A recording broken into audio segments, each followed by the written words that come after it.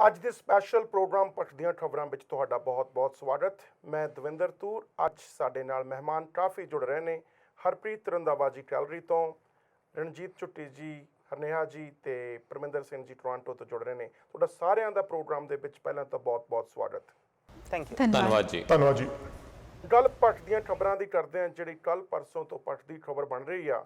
European borders ਤੇ ਉਹ ਜਿਹੜਾ ਰਿਫਿਊਜੀ ਕ੍ਰਾਈਸਿਸ ਆਇਆ ਹੋਇਆ, ਜਿਸ ਦੇ ਨਾਲ ਸਾਰੇ ਯੂਰਪ ਨੂੰ ਹਿਲਾ ਕੇ ਰੱਖ ਦਿੱਤਾ, ਉਸ ਰਿਫਿਊਜੀ ਕ੍ਰਾਈਸਿਸ ਦੇ ਵਿੱਚ ਜਿਹੜੀ ਨਿਊਜ਼ ਦੇ ਵਿੱਚ ਪਠਣ ਦਾ ਹੋਰ ਵੀ ਮਸਲਾ ਇਹ ਬਣਿਆ ਕਿ ਇੱਕ ਦਿਨ ਪਹਿਲਾਂ ਇੱਕ ਛੋਟੇ ਜਿਹੇ ਬੱਚੇ ਦੀ ਲਾਸ਼ ਓਸ਼ਨ ਦੇ ਵਿੱਚ ਬਾਹਰ ਪਾਈ ਦਿਖਾਈ ਗਈ। ਆਮ ਜਿਹੜੀਆਂ ਬਾਹਰ ਇਮੇਜਸ ਆ ਰਹੀਆਂ ਨੇ ਉਹ ਕਾਫੀ ਡਰਾਵਣੀਆਂ ਨੇ, ਕਾਫੀ ਹੌਰੀਫਿਕ ਨੇ।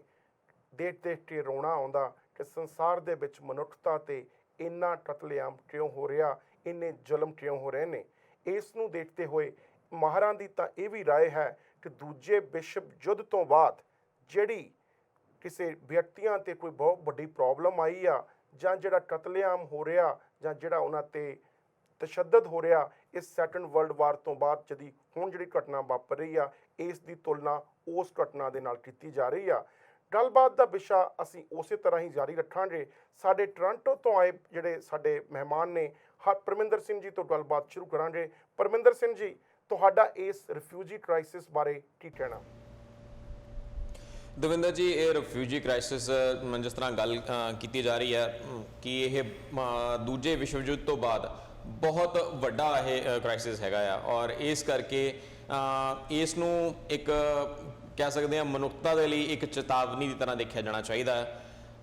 ਕੈਨੇਡਾ ਦੀ ਭੂਮਿਕਾ ਇਸ ਵਿੱਚ ਥੋੜ੍ਹੇ ਜਿਹੇ ਕੁਐਸਚਨ ਮਾਰਕ ਵੀ ਉੱਤੇ ਲੱਗਦੇ ਪਏ ਆ, ਪਰ ਕੈਨੇਡੀਅਨਸ ਦੀ ਅਗਰ ਗੱਲ ਕਰੀਏ, ਕੈਨੇਡੀਅਨਸ ਚਾਹੁੰਦੇ ਆ ਕਿ ਕੈਨੇਡਾ ਆਪਣੀ ਇਸ ਧਾਰਾ ਨੂੰ ਲੈ ਕੇ ਜਾਂ ਇਸ ਕ੍ਰਾਈਸਿਸ ਨੂੰ ਲੈ ਕੇ ਜਿਹੜੀ ਆਪਣੀ ਇੱਕ ਰੋਲ ਹੈਗਾ ਆ ਉਸ ਨੂੰ ਥੋੜਾ ਜਿਹਾ ਇੰਪਰੂਵ ਕਰੇ, ਔਰ ਰਿਫਿਊਜੀਜ਼ ਦੀ ਹੈਲਪ ਦੇ ਵਿੱਚ ਕੈਨੇਡਾ ਵੀ ਆਪਣਾ ਯੋਗਦਾਨ ਜਿਹੜਾ ਉਹ ਵਧੀਆ ਤਰੀਕੇ ਨਾਲ, ਹੋਰ ਵਧੀਆ ਤਰੀਕੇ ਨਾਲ ਪਾ ਸਕਦਾ ਆ। ਜਦੋਂ ਗੱਲ ਤੁਹਾਡੀ ਵਿਚਾਰਧਾਰਾ ਦੀ ਕੀਤੀ ਜਾਵੇ ਤਾਂ NDP ਦੇ ਨਾਲ ਕਾਫੀ ਮਿਲਦੀ ਜੁਲਦੀ ਆ। ਜੇ ਗੱਲਬਾਤ NDP ਦੇ ਲੀਡਰ ਦੀ ਕੀਤੀ ਜਾਵੇ ਤਾਂ ਕੱਲ ਟੌਮ ਮਲਕੀਅਰ ਨੇ ਮੌਜੂਦਾ ਜਿਹੜੀ government conservative party of Canada ਜਾਂ ਉਹਨਾਂ ਦੇ ਲੀਡਰ ਸਟੀਵਨ ਹਾਰਪਰ ਤੇ ਦੋਸ਼ ਲਾਏ ਨੇ ਕਿ ਉਹ ਕੁਝ ਜ਼ਿਆਦਾ ਨਹੀਂ ਕਰ ਰਹੇ ਇਹ ਰਿਫਿਊਜੀ ਕ੍ਰਾਈਸਿਸ ਨੂੰ ਸੋਲਵ ਕਰਨ ਦੇ ਲਈ। ਹਾਲਾਂਕਿ ਜਿਹੜੀ ਪ੍ਰੋਬਲਮ ਆ ਰਹੀ ਆ, ਕਿਸੇ ਨਾ ਕਿਸੇ ਤਰੀਕੇ ਨਾਲ ਸਟੀਵਨ ਹਾਰਪਰ ਖੁਦ ਜ਼ਿੰਮੇਵਾਰ ਨੇ। ਟੌਮ ਮਲਕੀਅਰ ਦਾ ਕਹਿਣਾ ਕਿ ਇਸ ਵਰ੍ਹੇ ਦੇ ਐਂਡ ਤੱਕ 10,000 ਰਿਫਿਊਜੀ ਸੀਰੀਆ ਤੋਂ ਹੋਰ ਲਿਆਉਣੇ ਚਾਹੀਦੇ ਨੇ। ਇਹ ਗੱਲ ਨਾਲ ਸਹਿਮਤ ਹੋ ਜਾਂ ਨਹੀਂ?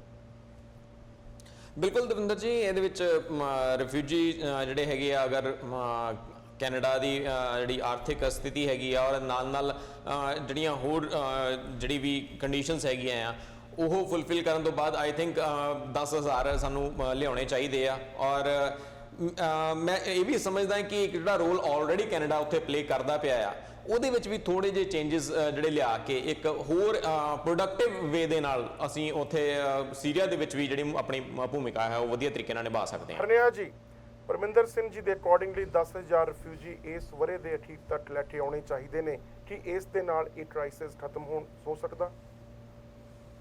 ਐਬਸੋਲੂਟਲੀ ਨਾਟ ਦਵਿੰਦਰ ਜੀ। ਦੇਖੋ, ਜਿਹੜਾ ਸੀਰੀਆ ਦਾ ਜਿਹੜਾ ਕ੍ਰਾਈਸਿਸ ਹੈਗਾ ਉਹ ਕਾਫੀ ਚਿਰ ਤੋਂ ਚੱਲਦਾ ਆ ਰਿਹਾ ਹੈਗਾ। ਜਿਸ ਤਰ੍ਹਾਂ ਕੰਜ਼ਰਵੇਟਿਵ ਸਰਕਾਰ ਨੇ ਪਹਿਲਾਂ ਵੀ ਇਸ ਗੱਲ ਨੂੰ ਐਲਾਨ ਕੀਤਾ ਸੀਗਾ ਕਿ ਉਹ 10,000 ਜਿਹੜੇ ਨੇ ਸੀਰੀਅਨ ਰਿਫਿਊਜੀਜ਼ ਨੂੰ ਲੈ ਕੇ ਆਉਣਗੇ। ਉਸ ਤੋਂ ਬਾਅਦ ਹੁਣ ਉਹਨਾਂ ਨੇ ਇਹ ਵੀ ਕਿਹਾ ਹੈ ਕਿ ਜੋ ਦੁਬਾਰਾ ਰੀਇਲੈਕਟ ਹੁੰਦੇ ਹਨ ਤਾਂ 10,000 ਹੋਰ ਸੀਰੀਅਨ ਰਿਫਿਊਜੀਜ਼ ਨੂੰ ਲੈ ਕੇ ਆਉਣਗੇ।